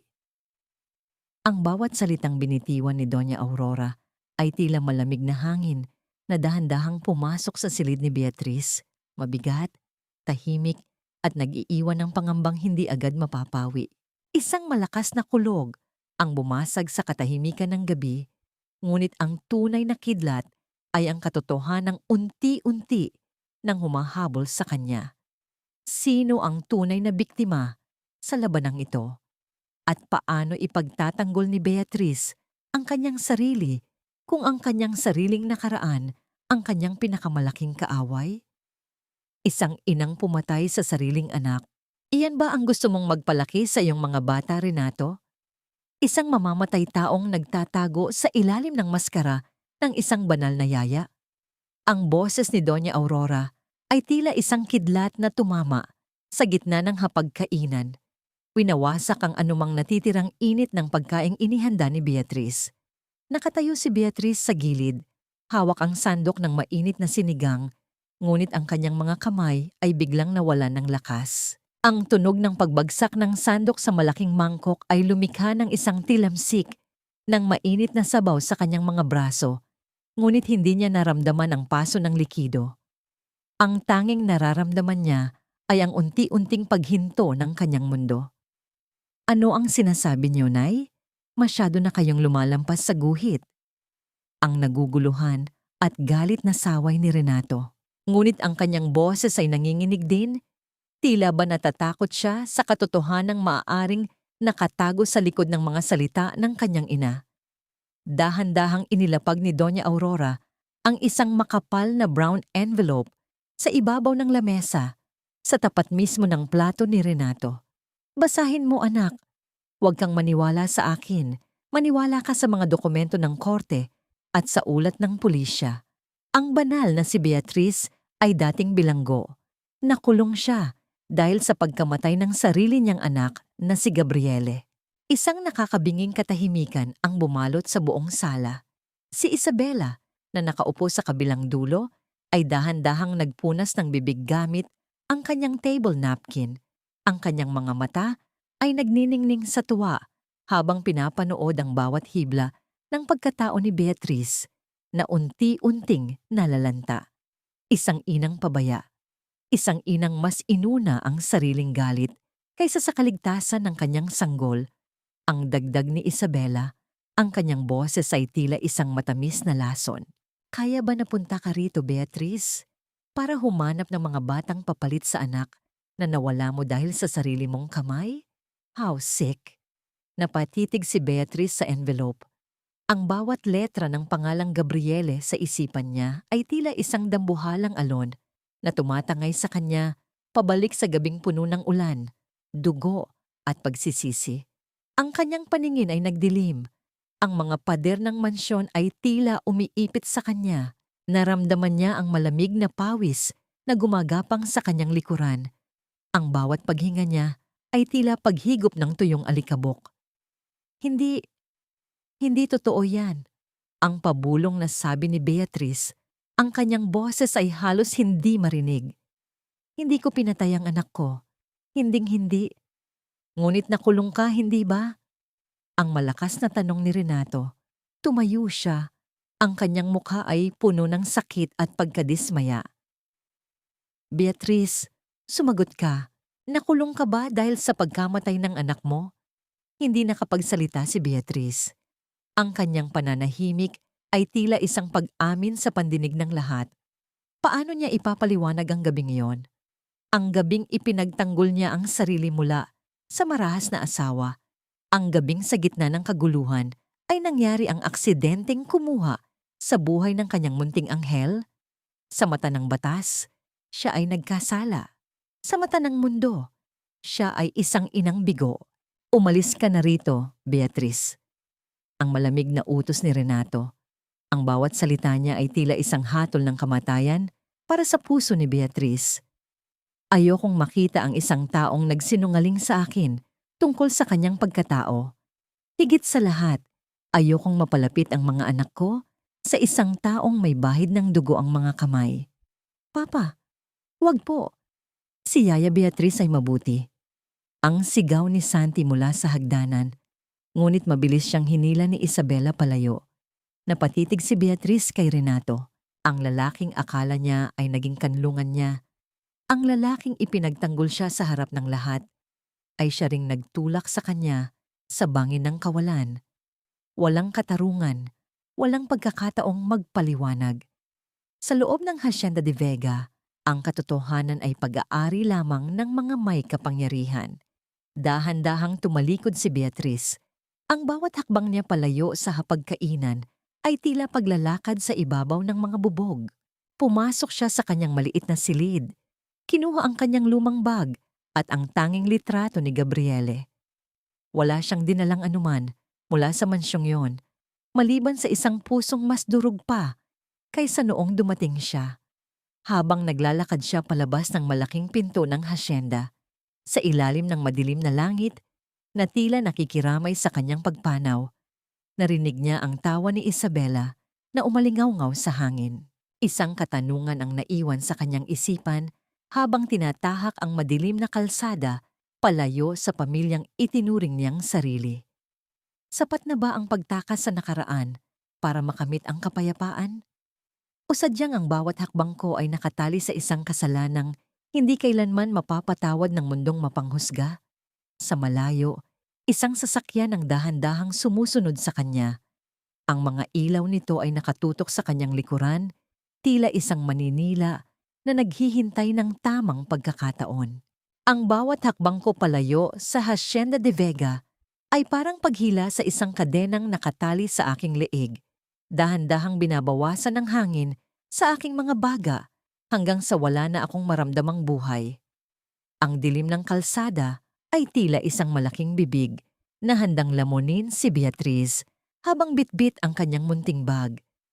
Ang ulan ay hindi na lamang basta tubig na pumapatak mula sa langit. Ito ay tila mga karayom na tumutusok sa kanyang balat, malamig at malupit. Sa bawat paglingon niya sa malayo, ang mga ilaw ng mansyon ay tila mga matang nangungutya, nagpapaalala sa kanya na sa loob ng mga pader na yon, ang kanyang pangalan ay dumi na kailangang burahin. Napatigil si Beatrice sa ilalim ng isang lumang waiting shed. Ang bubong na yari sa kalawang na yero ay lumilikha ng isang malakas at paulit-ulit na tunog sa tuwing tinatamaan ng malalaking patak ng ulan. Tila isang mabilis na tibok ng pusong natatakot. Inilabas niya ang litrato ni Gabriele mula sa kanyang bulsa. Basang-basa na ito, ang mga gilid ay unti-unti nang natituklap, ngunit ang mangiti ng kanyang anak ay nananatiling malinaw sa kanyang gunita. Patawad, anak. Hindi na naman tayo tinanggap ng mundo. Ang pabulong na panaghoy ni Beatrice, habang ang kanyang mga luha ay humahalo sa tubig ulan na gumagapang sa kanyang mukha. Naramdaman niya ang matinding panginginig ng kanyang mga kamay, hindi dahil sa ginaw, kundi dahil sa kawalan ng direksyon. Saan siya pupunta? Sino ang maniniwala sa isang inang may bahid ng dugo ang nakaraan? Samantala, sa loob ng mansyon, ang katahimikan ay mas nakakatakot kaysa sa bagyo sa labas. Nakaupo si Renato sa kanyang silid-aklatan. Ang baso ng alak sa kanyang kamay ay nanginginig. Ang bawat sulok ng silid ay nagpapaalala sa kanya kay Beatrice. Ang amoy ng kanyang nilulutong tsaa, ang ayos ng mga libro na siya ang nag-ayos, at ang katahimikan na dati ay puno ng buhay dahil sa kanyang presensya. Dada, nasaan si Yaya? Bakit niyo siya pinaalis? Ang sigaw ni Marga habang pumapasok sa silid. Ang kanyang mga mata ay mugto sa kakaiyak. Hindi nakasagot si Renato. Ang kanyang lalamunan ay tila may nakabarang malaking bato. Marga, baby, may mga bagay na hindi mo pa naiintindihan. Si Yaya, hindi siya ang taong akala natin. Pero mahal niya kami. Ikaw, Dada, mahal mo rin siya, di ba? Ang tanong ng bata na tila isang palasong tumama sa pinakamalambot na bahagi ng puso ni Renato. Enough, Marga. Ang mommy mo na ang mag-aalaga sa inyo mula ngayon. Ang boses ni Isabela mula sa pintuan, suot ang isang mapanuyang ngiti. Lumapit siya at pilit na binuhat ang bata, ngunit marahas na kumawala si Marga at tumakbo palabas. Sa kabilang panig ng mansyon, si Santi ay tahimik na nag-iimpake ng kanyang maliit na backpack. Ang kanyang mga mata ay hindi na nagpapakita ng takot. Ito ay puno ng isang matatag na determinasyon na hindi dapat taglayin ng isang batang katulad niya. Alam niya kung saan naglalakad si Beatrice dahil madalas silang magkwentuhan tungkol sa daan patungo sa kabayanan. Hindi kita iiwan, Yaya. Ang pabulong na sabi ni Santi bago dahan-dahang binuksan ang bintana ng kanyang silid. Ang pagtalon niya sa damuhan ay hindi lumikha ng malakas na ingay dahil sa kapal ng putik at lakas ng ulan. Sa kalsada, si Beatrice ay nagsimula nang maglakad muli nang marinig niya ang hagibis ng isang sasakyan na dahan-dahang huminto sa kanyang tabi. Ang ilaw nito ay nakakasilaw, tila isang maninila na nakahanap na ng kanyang biktima. Bumukas ang pinto at lumabas ang isang lalaking naka-Amerikana. Hawak ang isang itim na payong. Beatrice, akala mo ba ay ganoon na lang kadaling tumakas sa amin? Ang boses ng lalaki ay pamilyar. Isang boses mula sa kanyang nakaraan na matagal na niyang ibinaon sa limot. Ang kanyang dating asawa, ang ama ni Gabriele, na akala niya ay matagal na ring nawala. Napaurong si Beatrice. Ang kanyang puso ay tila sasabog sa tindi ng kaba. Anong ginagawa mo rito, Manuel? Tapos na tayo. Wala ka nang makukuha sa akin. Hindi pa tayo tapos, Beatrice. Ang pamilya de Vega ay nagbayad sa akin ng malaki para siguraduhin hinding-hindi ka na babalik sa buhay nila. Pero naisip ko, bakit hindi tayo gumawa ng sarili nating negosyo? Ang mapanganib na tawa ni Manuel habang dahan-dahang lumalapit. Ngunit bago pa man mahawakan ni Manuel si Beatrice, isang maliit na figura ang sumulpot mula sa diliman ng mga puno sa gilid ng kalsada. Bitawan mo si Yaya, ang sigaw ni Santi habang ibinabato ang kanyang backpack sa lalaki. Santi, anong ginagawa mo rito? Ang hysterical na sigaw ni Beatrice. Ang sitwasyon ay mabilis na naging isang bangungot. Si Santi ay nakatayo sa gitna ng kalsada, sa harap ng naglalakihang ilaw ng sasakyan ni Manuel, habang sa malayo ay naririnig ang tunog ng isa pang sasakyan na mabilis na dumarating. Ang sasakyan ni Renato na hinahanap ang kanyang nawawalang anak. Isang malakas na pagkiskis ng gulong sa basang semento ang umalingaw-ngaw sa buong paligid. Ang ilaw ng paparating na sasakyan ay tumama ng diretso kay Santi. Santi! Ilag! Ang huling sigaw ni Beatrice bago ang lahat ay naging isang malabong anino ng gulo at takot. Liwanag, ulan, at ang tunog ng isang malakas na pagpreno ang tanging natira sa pandinig ni Beatrice bago siya tuluyang nawala ng malay sa gitna ng kalsada. Sino ang mabubuhay at sino ang magiging biktima ng gabing ito? Maililigtas ba ni Renato ang kanyang anak mula sa kapahamakang siya rin ang nagdulot? O ito na ang simula ng isang trahedyang hinding-hindi na muling mabubura sa kasaysayan ng Hacienda de Vega?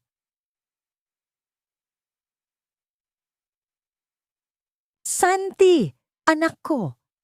Ang boses ni Renato ay tila isang huling hantungan ng kawalan ng pag-asa habang ang ilaw ng kanyang sasakyan ay nakatutok sa maliit na figura ng kanyang anak sa gitna ng kalsada. Ang tunog ng marahas na pagkiskis ng gulong sa basang semento ay umalingaw-ngaw sa buong paligid. Lumilikha ng isang nakakangilong ingay na tila ba ang mismong langit ay nahahati sa tindi ng takot. Sa isang kisap mata, ang sasakyan ay huminto ilang pulgada lamang ang layo mula kay Santi. Ngunit ang kaba sa dibdib ni Beatrice ay hindi pa rin humuhupa. Nakatakip ang mga palad ni Beatrice sa kanyang bibig. Ang kanyang puso ay tila isang ibong nagpupumiglas sa loob ng isang masikip na hawla. Sa gitna ng malakas na ulan, nakita niya si Renato na mabilis na bumaba ng sasakyan. Ang mukha nito ay puting-puti. Tila ba ang lahat ng dugo sa kanyang katawan ay naglaho sa isang sandali. "Santi! Ano ang ginagawa mo rito? Bakit ka umalis ng bahay?" Ang sigaw ni Renato habang mahigpit na niyayakap ang anak. Ang panginginig ng kanyang mga kamay ay hindi maitago. Ang bawat paghinga niya ay puno ng hinagpis at pagsisisi. "Dada, ayokong iwan si Yaya Beatriz. Hindi po siya masama. Hindi po niya pinatay si Gabriele." Ang hikbi ni Santi, ang kanyang maliit na boses, ay pilit na lumalaban sa ingay ng bagyo. Napatigil si Renato. Dahan-dahan niyang iniangat ang kanyang paningin at doon niya nakita si Beatriz na nakatayo sa tabi ng isang estrangherong lalaki. Si Manuel, ang lalaking may hawak na itim na payong at may mapanganib na ngiti sa mga labi, ay tila isang anino mula sa impyerno na pilit na humahabol sa babaeng nais lamang ng kapayapaan. "Sino ka? Bitawan mo siya!" Ang mariing utos ni Renato habang dahan-dahang tumatayo. Inilalagay si Santi sa kanyang likuran bilang proteksyon. "Ako?" Ang tawa ni Manuel, ang tunog nito ay tila isang tuyong dahon na nayuyurakan sa ilalim ng mabigat na sapatos. "Ako lang naman ang asawa ng babaeng ito. Ang lalaking iniwan niya matapos niyang kitlin ang buhay ng sarili naming anak. At sa pagkakaalam ko, Sir De Vega, ang inyong ina ang nagbayad sa akin para siguruhing hinding-hindi na kayo gagambalain ng mamamatay taong ito." Ang bawat salita ni Manuel ay tila isang dambuhalang alon na tumatama sa mukha ni Renato. Tumingin si Renato kay Beatriz, umaasang makakita ng pagtanggi. Ngunit ang tanging nakita niya ay ang luhang dumadaloy sa pisngi nito. Mga luhang puno ng isang katotohanang mas matalim pa kaysa sa anumang patalim. "Totoo ba, Beatriz? Siya ba ang asawa mo? At si nanay? Ang nanay ko ang nagdala sa kanya rito?" Ang tanong ni Renato, ang kanyang boses ay puno ng pait. Hindi nakasagot si Beatriz. Ang kanyang paningin ay nagsimula ng lumabo. Ang lahat ng pagod, ang gutom, at ang matinding emosyon ng gabing iyon ay tila nagsama-sama para tuluyan siyang pabagsakin. Ang kanyang mga tuhod ay nanghina, at sa gitna ng basang kalsada, dahan-dahang bumagsak ang kanyang katawan. "Beatriz!" Ang sigaw ni Renato. Mabilis niyang binitawan ang payong at sinalo ang babae bago pa man ito tuluyang tumama sa semento. Sa gitna ng ulan, naramdaman ni Renato ang init ng katawan ni Beatriz. Isang init na nagmumula sa mataas na lagnat. Napaatras si Manuel nang makita ang determinasyon sa mga mata ni Renato. "Huwag kang makialam dito, De Vega. Amin ang babaeng yan. Umalis ka rito bago ko pa makalimutan na tao ka." Ang singhal ni Renato, ang kanyang boses ay tila isang dagundong ng kulog na nagpatahimik sa paligid. Hinding-hindi mo na siya muling mahahawakan. Sabihin mo sa nanay ko, tapos na ang pagiging sunod-sunuran ko sa kanya. Binuhat ni Renato si Beatriz at isinakay sa loob ng sasakyan. Kasunod si Santi na pilit na humahawak sa malamig na kamay ng kanyang yaya. Hindi na sila bumalik sa mansyon. Alam ni Renato na ang Hacienda de Vega ay hindi na isang tahanan, kundi isang kulungan ng mga lihim at puot. Nagmaneho si Renato patungo sa isang maliit na rest house sa paanan ng bundok. Isang lugar na tanging siya lang ang nakakaalam. Doon, sa loob ng maliit na kubo na yari sa kawayan at nipa, inilapag niya si Beatriz sa isang malinis na higaan. Kumuha si Renato ng maligamgam na tubig at dahan-dahang pinunasan ang mukha ni Beatriz. Sa bawat haplos ng bimpo sa balat nito, nararamdaman ni Renato ang bawat sugat na idinulot niya at ng kanyang pamilya sa babaeng ito. Ang bawat luhang natuyo sa pisngi ni Beatriz ay tila isang sumbat sa kanyang pagiging huli sa lahat. Nang dahan-dahang magmulat ng mata si Beatriz, ang unang nakita niya ay ang mukha ni Renato na puno ng pag-aalala. Wala ang mapanghusgang tingin mula kanina. Tila ba ang lahat ng galit ay natunaw na sa gitna ng ulan. Bakit niyo po ako iniligtas, Sir Renato? Isang akong mamamatay tao sa paningin ng mundo. Isang inang bigo. Ang pabulong na sabi ni Beatriz. Ang bawat salita niya ay tila isang punyal na itinarak sa kanyang sariling puso.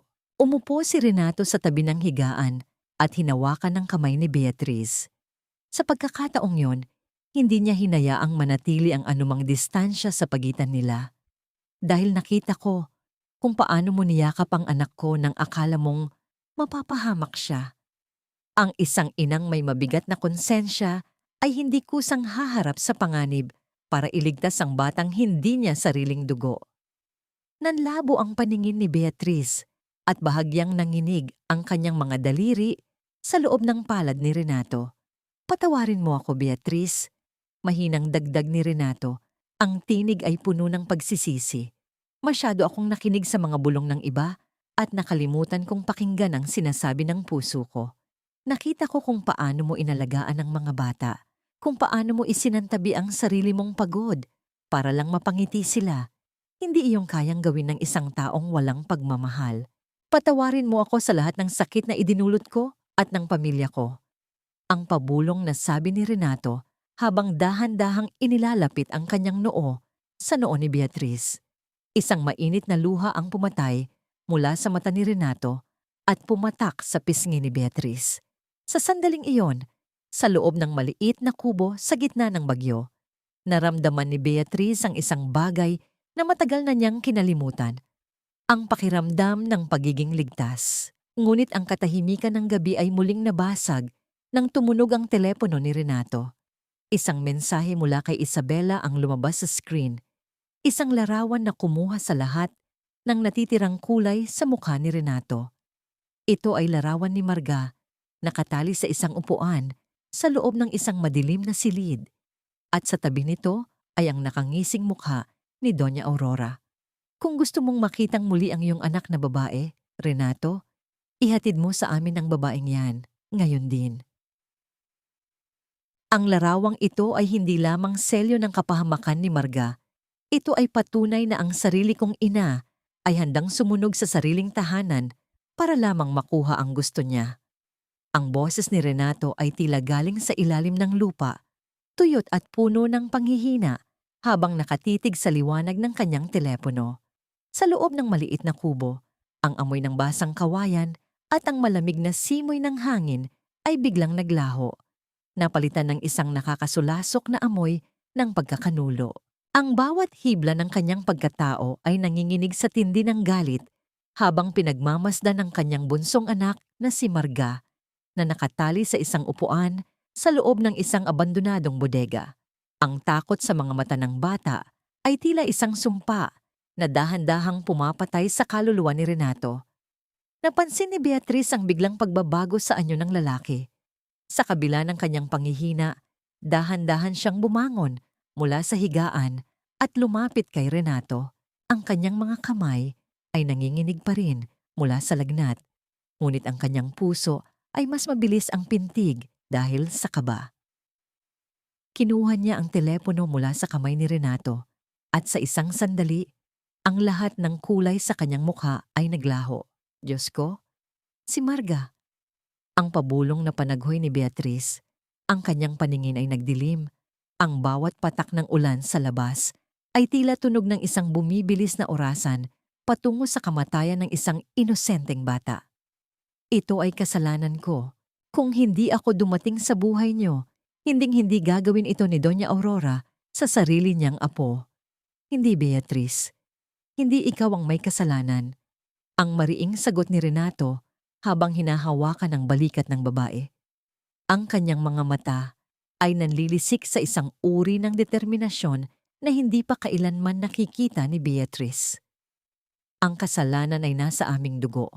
Ang kasalanan ay ang pananahimik ko sa loob ng maraming taon habang hinahayaan kong lamunin ng kasamaan ang nanay ko.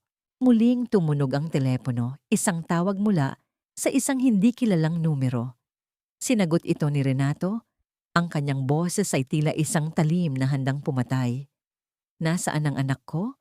Kung may mangyaring masama kay Marga, hinding-hindi ko kayo mapapatawad, Nay. Huwag kang mag-alala, Renato. Ligtas ang iyong anak. Sa ngayon, ang boses ni Isabela ang sumagot. Ang kanyang tawa ay tila isang tunog ng kuko na kinakalos sa isang pisara. Ngunit ang kaligtasan niya ay may presyo. Dalhin mo sa amin ang mamamatay taong yan sa lumang hasyenda bodega. At huwag mong subukang tumawag ng pulis dahil sa isang kumpas lang ng kamay ng iyong ina, mawawalan ka ng anak. Isabela, huwag! Ang sigaw ni Renato, ngunit ang linya ay naputol na. Ang katahimikan na sumunod ay mas masakit pa kaysa sa anumang sigaw. Napatingin si Beatrice kay Santi na mahimbing nang natutulog sa sulok ng kubo, walang malay sa panganib na kinakaharap ng kanyang kapatid. Dahan-dahang humarap si Beatrice kay Renato. Ang kanyang mga mata ay puno ng isang uri ng kapayapaan na tanging ang mga taong handang magsakripisyo ang nakakaalam. Ihatid niyo ako sa kanila, Renato. Ang mahinahong sabi ni Beatrice. Ano? Hindi. Hindi ko hahayaan na makuha kanila. Papatayin ka ni Isabela, Beatrice. Ang tutol ni Renato, ang kanyang boses ay puno ng takot. Hindi mahalaga ang buhay ko, Renato. Nawalan na ako ng isang anak. Hinding-hindi ko hahayaan na mawalan ka rin ng isa dahil sa akin. Ang sagot ni Beatrice, habang dahan-dahang hinahawakan ang pisngi ni Renato. Si Marga ay kailangan ng kanyang ama. At ikaw, kailangan mong maging malakas para sa kanila. Iyan ang tanging hiling ko bago ako tuluyang mawala. Sa gitna ng kadiliman ng gabi, ang bawat paghinga ni Beatrice ay tila isang pamamaalam. Ngunit habang inihahanda ni Renato ang sasakyan, may napansin siyang isang detalye sa larawan na ipinadala ni Isabela. Sa likuran ni Marga, sa gitna ng mga lumang kagamitan sa bodega, ay may isang maliit na recorder na nakabukas. Isang recorder na pamilyar kay Renato. Iyon ang recorder ni Santi na madalas nitong gamitin sa paglalaro ng Tamtutu. Dahan-dahan niyang kinuha ang tablet ni Santi at binuksan ang cloud storage nito.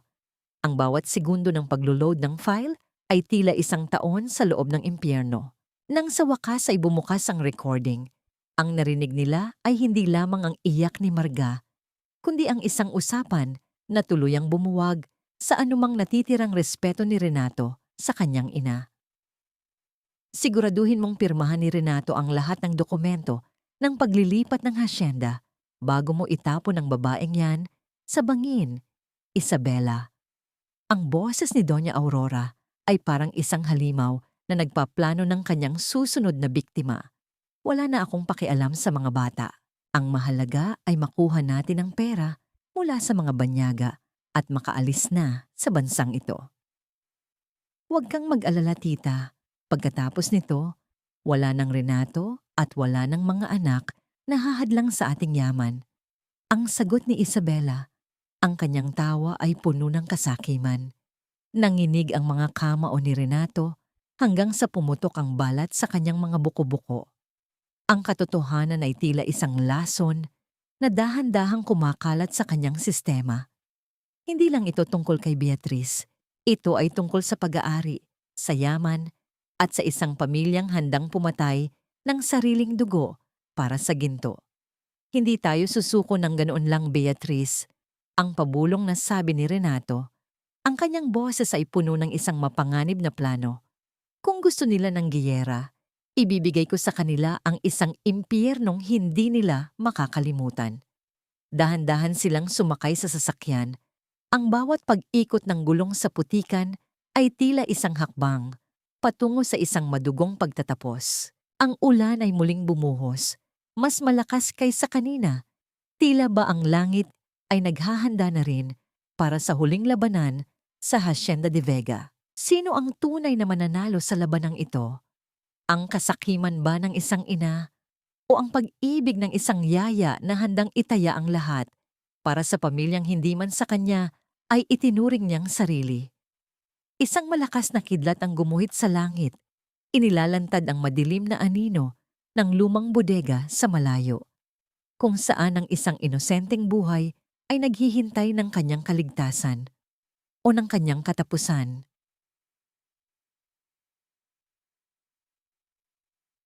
Isang pirma na lang, Renato, at pakakawalan ko ang anak mo. Isang pirma na lang at tapos na ang miserableng buhay ng babaeng iyan.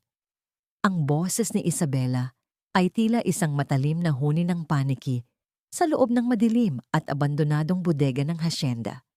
Ang amoy ng kinalawang na bakal at napanis na asukal ay nanunuot sa bawat hininga ni Renato habang dahan-dahang humahakbang papasok sa gitna ng malawak na silid. Ang tanging liwanag ay nagmumula sa isang bombilya na nakabitin sa kisame, dahan-dahang umiindayog at lumilikha ng mga gumagalaw na anino na tila mga halimaw na nag-aabang sa dilim. Sa gitna ng silid, nakita ni Renato si Marga. Ang maliit na bata ay nakatali sa isang lumang upuang gawa sa kahoy. Ang kanyang bibig ay may busal at ang kanyang mga mata ay punong-puno ng luhang hindi na makaagos dahil sa matinding takot. Sa likuran ni Marga ay nakatayo si Doña Aurora. Mahigpit ang hawak sa kanyang baston, habang si Isabela naman ay may hawak na isang makapal na tumpok ng mga dokumento at isang panulat. "Nandito na kami, Isabela. Pakawalan mo na ang anak ko," ang mariing sabi ni Renato. Ang kanyang boses ay nanginginig sa pagitan ng pag-aalala at ng naglalagablab na puot. Sa tabi niya, si Beatriz ay nakatayo ng matuwid. Ang kanyang mukha ay maputla dahil sa lagnat, ngunit ang kanyang mga mata ay nananatiling nakatitig ng matalim kay Isabela. "Huwag kang magmadali, Renato. Alam mo naman ang usapan, di ba? Ang Hacienda de Vega ay para sa mga taong may dugong bughaw, hindi para sa isang utusan na gaya niya." Ang mapang-alipustang sabi ni Doña Aurora habang dahan-dahang lumalapit. "Huwag mong isiping masama akong lola. Ginagawa ko lang ito para sa kinabukasan nyo. Kapag naibenta na natin ang lupang ito, mabubuhay tayo ng marangya sa ibang bansa. Malilimutan nyo rin ang lahat ng ito. Ina, sapat na." Ang sigaw ni Renato, ang kanyang boses ay umalingaw-ngaw sa bawat sulok ng bodega. Tila ba ang mga pader ay nagrereklamo rin sa tindi ng kanyang hinagpis. "Akala niyo ba ay hindi ko alam ang tunay ninyong plano? Akala niyo ba ay bulag pa rin ako sa kasakiman niyo?" Dahan-dahang kinuha ni Renato ang kanyang telepono at binuksan ang recording na nakuha ni Santi. Ang boses ni Doña Aurora at Isabela na nagpaplanong itapon si Beatriz sa bangin at ibenta ang hasyenda nang walang pakialam sa mga bata ay nagsimulang punuin ang katahimikan ng bodega. Ang bawat salita ay tila isang malakas na sampal sa mukha ng matanda. Nanigas si Doña Aurora. Ang kanyang mapagkunwaring mukha ay biglang nagbago, napalitan ng isang anyo na puno ng pagkabigla at matinding hiya na nauwi sa galit. "Saan? Saan mo nakuha yan? Isang kasinungalingan iyan. Pinagtutulungan niyo ako. Tapos na ang laro, Nay. Alam ko na ang lahat." Ang pabulong na sabi ni Renato habang dahan-dahang lumalapit.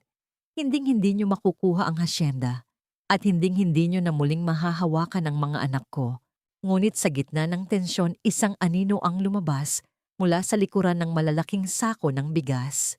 Si Manuel, ang asawa ni Beatriz, ay lumabas na may hawak na isang mahabang bakal. Ang kanyang mukha ay puno ng katusuhan. Tila ba naghihintay lang siya ng pagkakataong ito para makuha ang kanyang bahagi sa ginto. "Huwag kang masyadong matapang, De Vega." Ang banta ni Manuel habang dahan-dahang lumalapit kay Beatriz.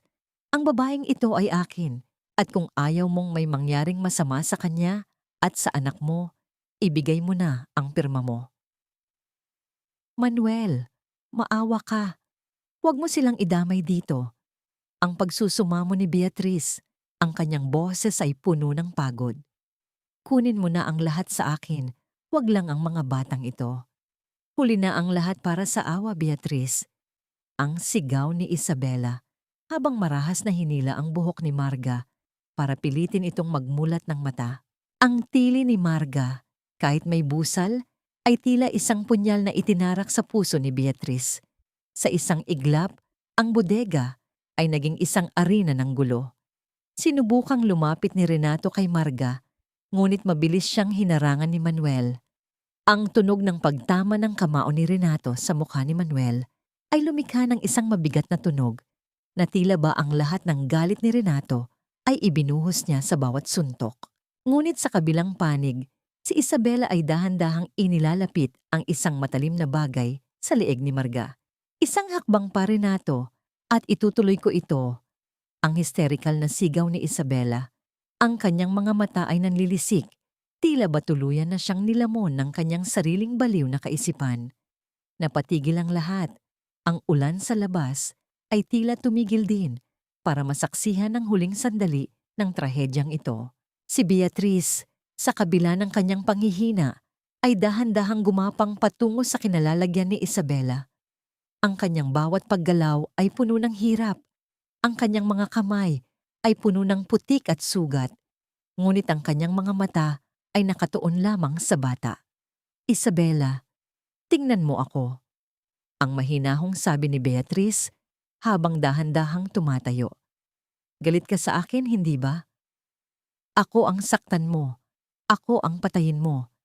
Pero pakawalan mo ang anak mo. Si Marga ay bahagi ng iyong laman at dugo. Huwag mong hayaang ang huling makita niya sa buhay na ito ay ang kalupitan ng sarili niyang ina. Dahan-dahang lumuwag ang hawak ni Isabela kay Marga. Ang kanyang mga kamay ay nagsimulang manginig. Sa sandaling iyon, ang mukha ni Isabela ay nagpakita ng isang saglit na pag-aalinlangan. Isang maliit na bahagi ng kanyang pagiging ina na pilit na kumakawala mula sa dilim ng kanyang kasakiman. Ngunit si Doña Aurora, na tila nawalan na ng bait sa takot na mawala ang kanyang yaman, ay sumigaw ng napakalakas. Huwag kang makinig sa kanya, Isabela. Tapusin mo na yan.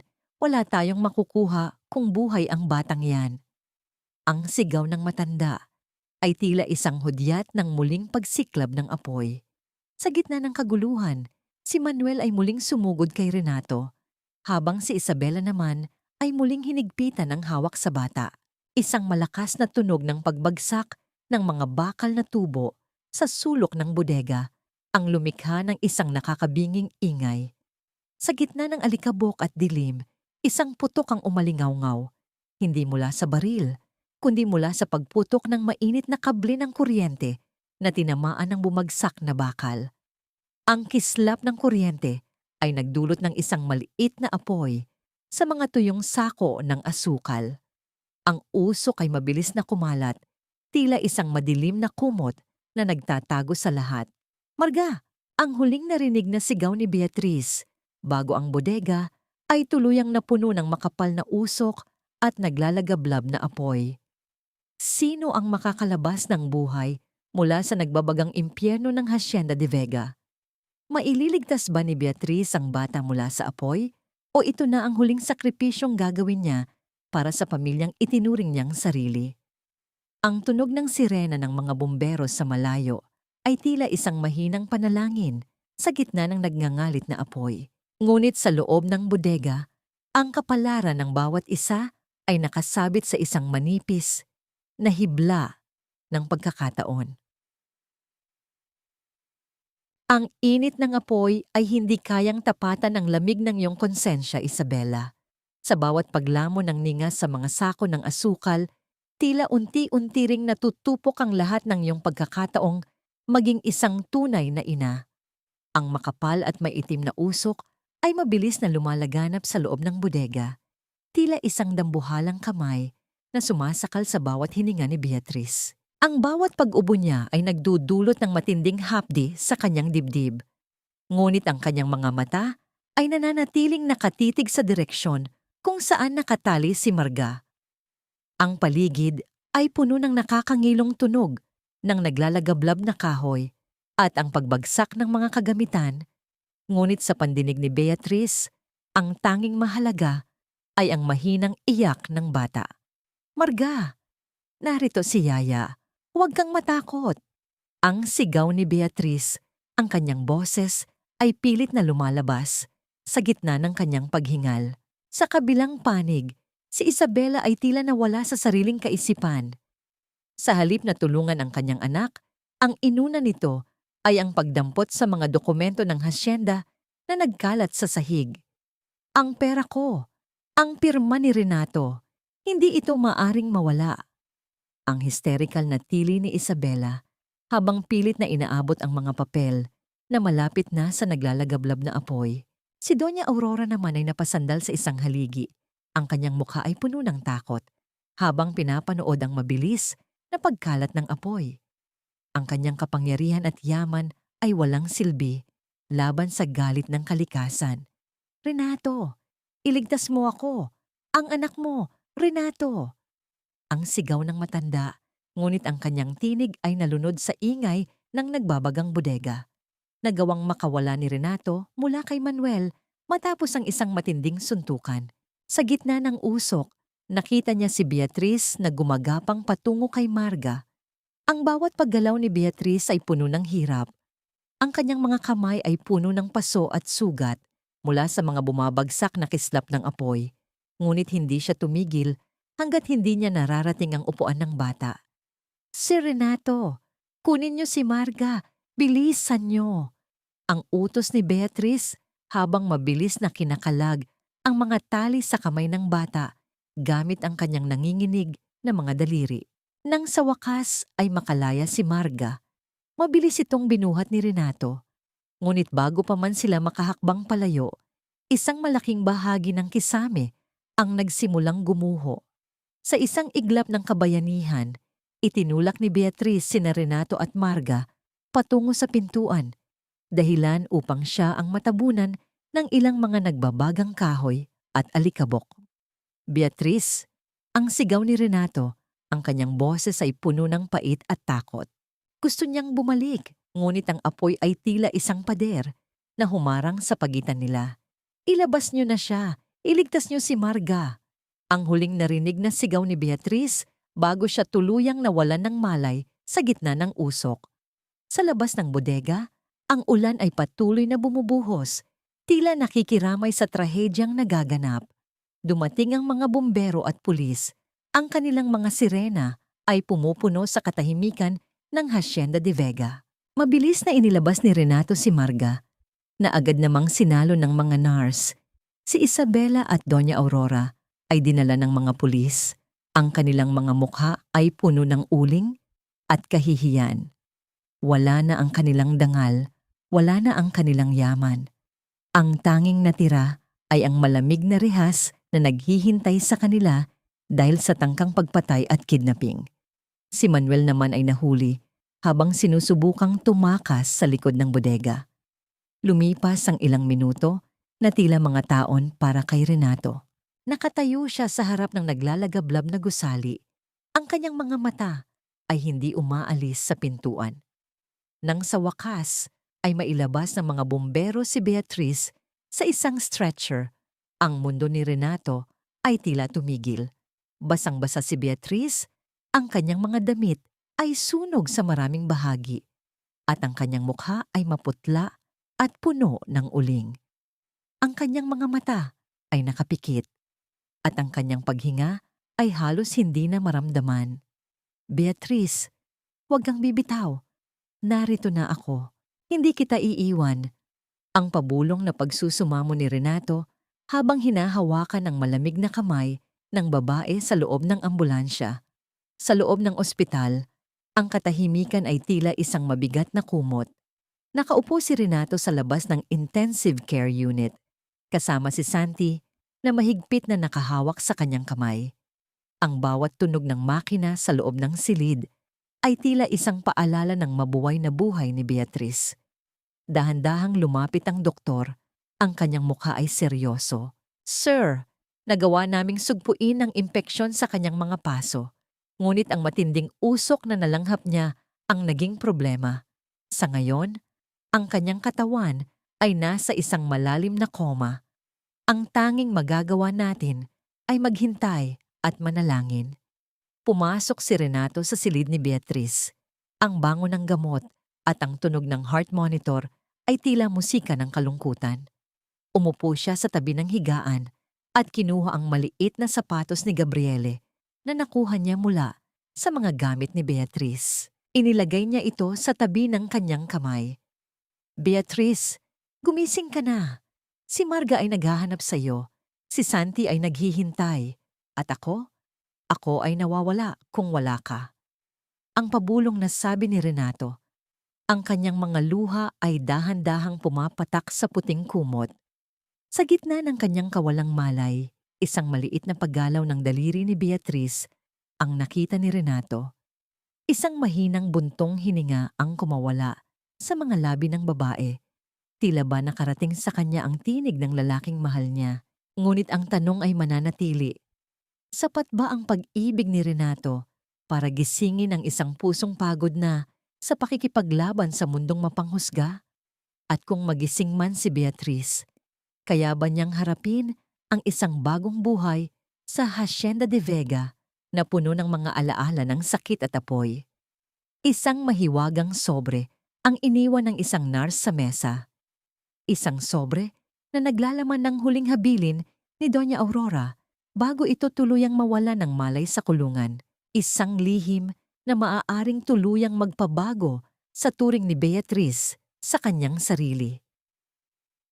Ang bawat pagpikit ng iyong mga mata, Beatrice, ay tila pagyakap sa isang kadilimang ayaw kong pasukin dahil sa bawat segundo ng iyong katahimikan, unti-unti ring namamatay ang liwanag sa aming tahanan.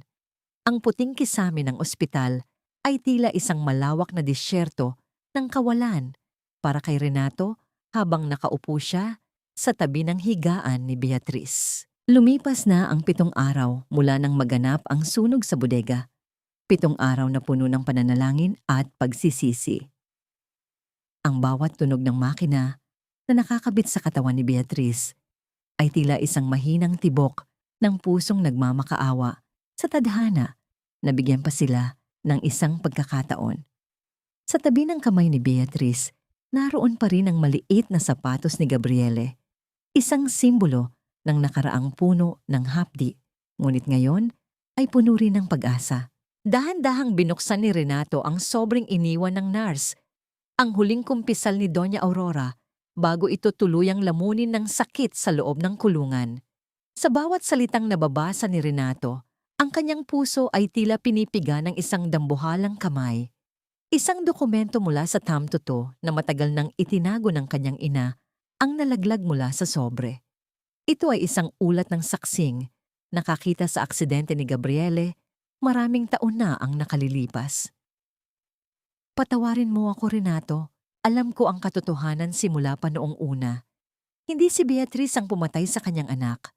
Ang asawa niyang si Manuel ang lasing na nagmaneho ng sasakyan habang pilit na inaagaw ang bata.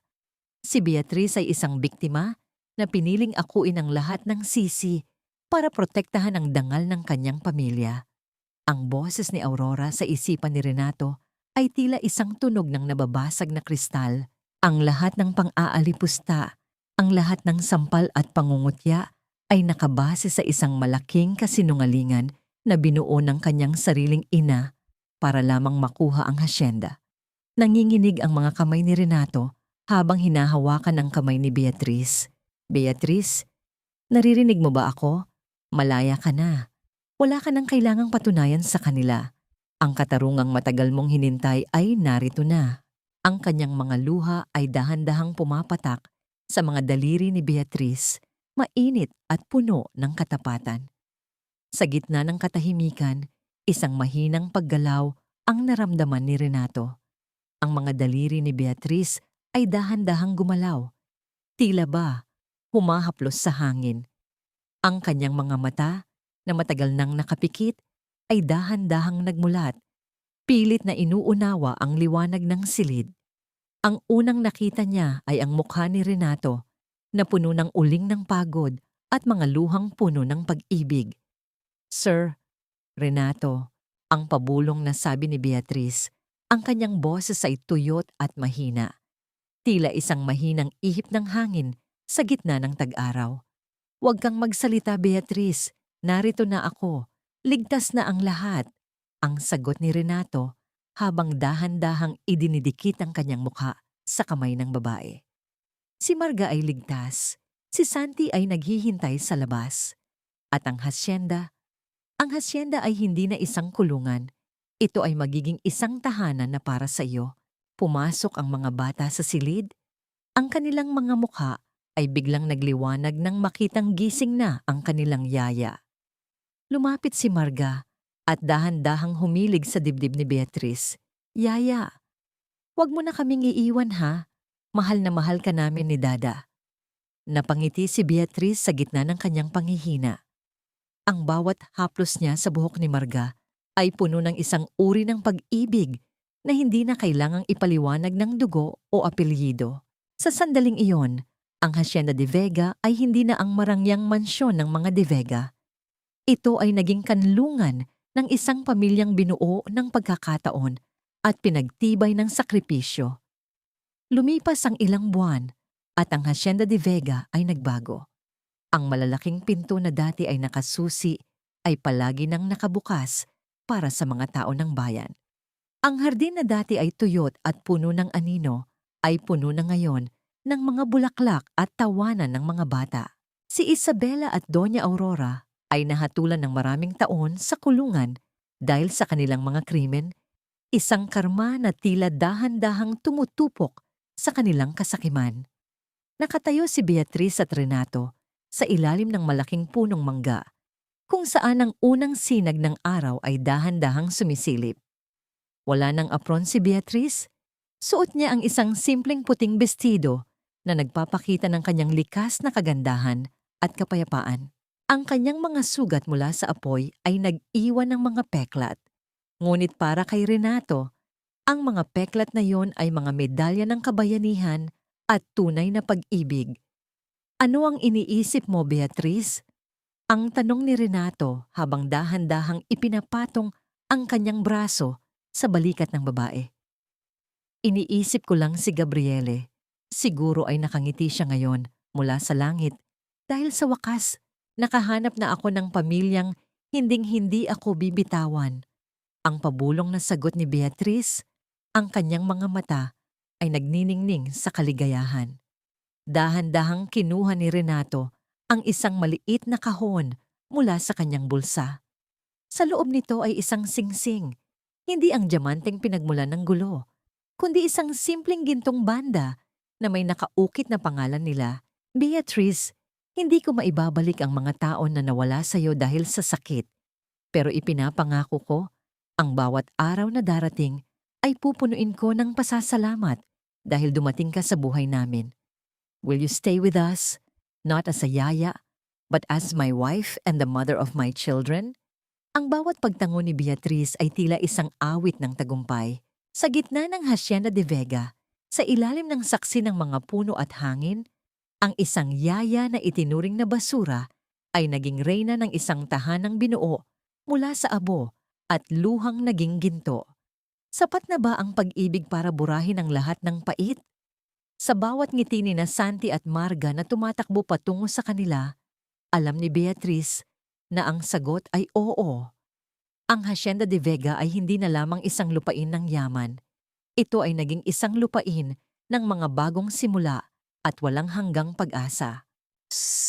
Ang bawat dapit hapon sa Hacienda de Vega ay hindi na tila isang huling hantungan ng liwanag, kundi isang muling pagsilang ng pag-asa. Sa ilalim ng malawak na langit na kulay kahil at lila, ang mga anino ng nakaraan ay dahan-dahan nang natutunaw sa init ng bagong simula. Ang mga pader ng mansyon na dati ay saksi sa mga lihim at pang-aapi ay puno na ngayon ng mga kwadro ng tawanan, ng mga bakas ng maliliit na paa na may putik mula sa hardin, at ng amoy ng sariwang luto na laging naghihintay sa bawat pag-uwi. Nakatayo si Beatrice sa balkonahe, pinagmamasdan sina Santi at Marga na masayang naghahabol sa malawak na damuhan. Ang bawat takbo ng mga bata ay tila isang awit ng kalayaan para sa kanya. Sa kanyang kanang kamay, hawak niya ang isang sulat mula sa kulangan.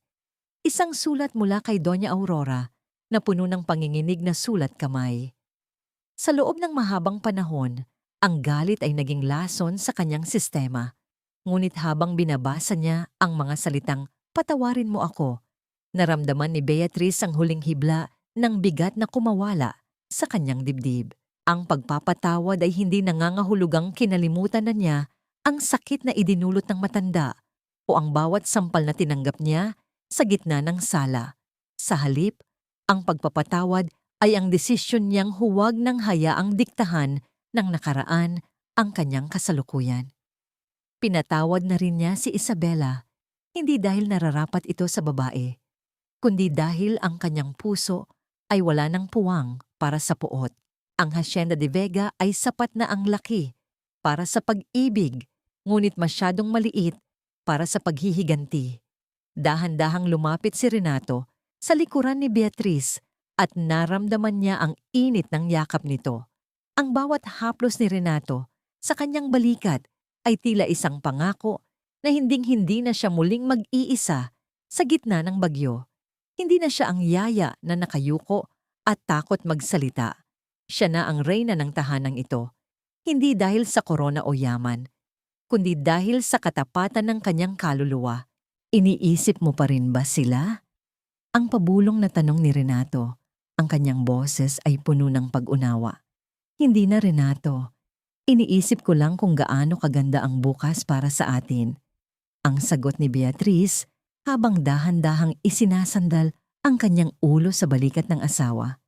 Nahanap ko na ang aking kapayapaan at ang kapayapaang yon ay nagsisimula sa bawat ngiti ng ating mga anak. Ang kwento ni Beatriz ay isang paalala sa lahat ng mga nakikinig na ang tunay na yaman ay hindi matatagpuan sa mga gintong alahas ni Doña Aurora o sa mga dokumento ng pagmamay-ari ng lupa.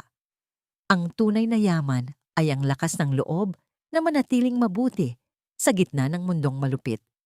Ipinakita niya na ang isang sugatang puso ay may kakayahan pa ring maghilom at magbigay ng init sa iba, at ang bawat sakripisyo ay may katapat na katarungan sa tamang panahon ng tadhana. Sa bawat pamilyang Pilipino, ang papel ng isang ina o ng isang nag-aalaga ay hindi lamang tungkol sa pagsunod sa mga utos. Ito ay tungkol sa pagiging pundasyon ng pag-ibig at pag-asa. Ang aral na iniwan ni Beatriz sa Hacienda de Vega ay simple, ngunit malalim.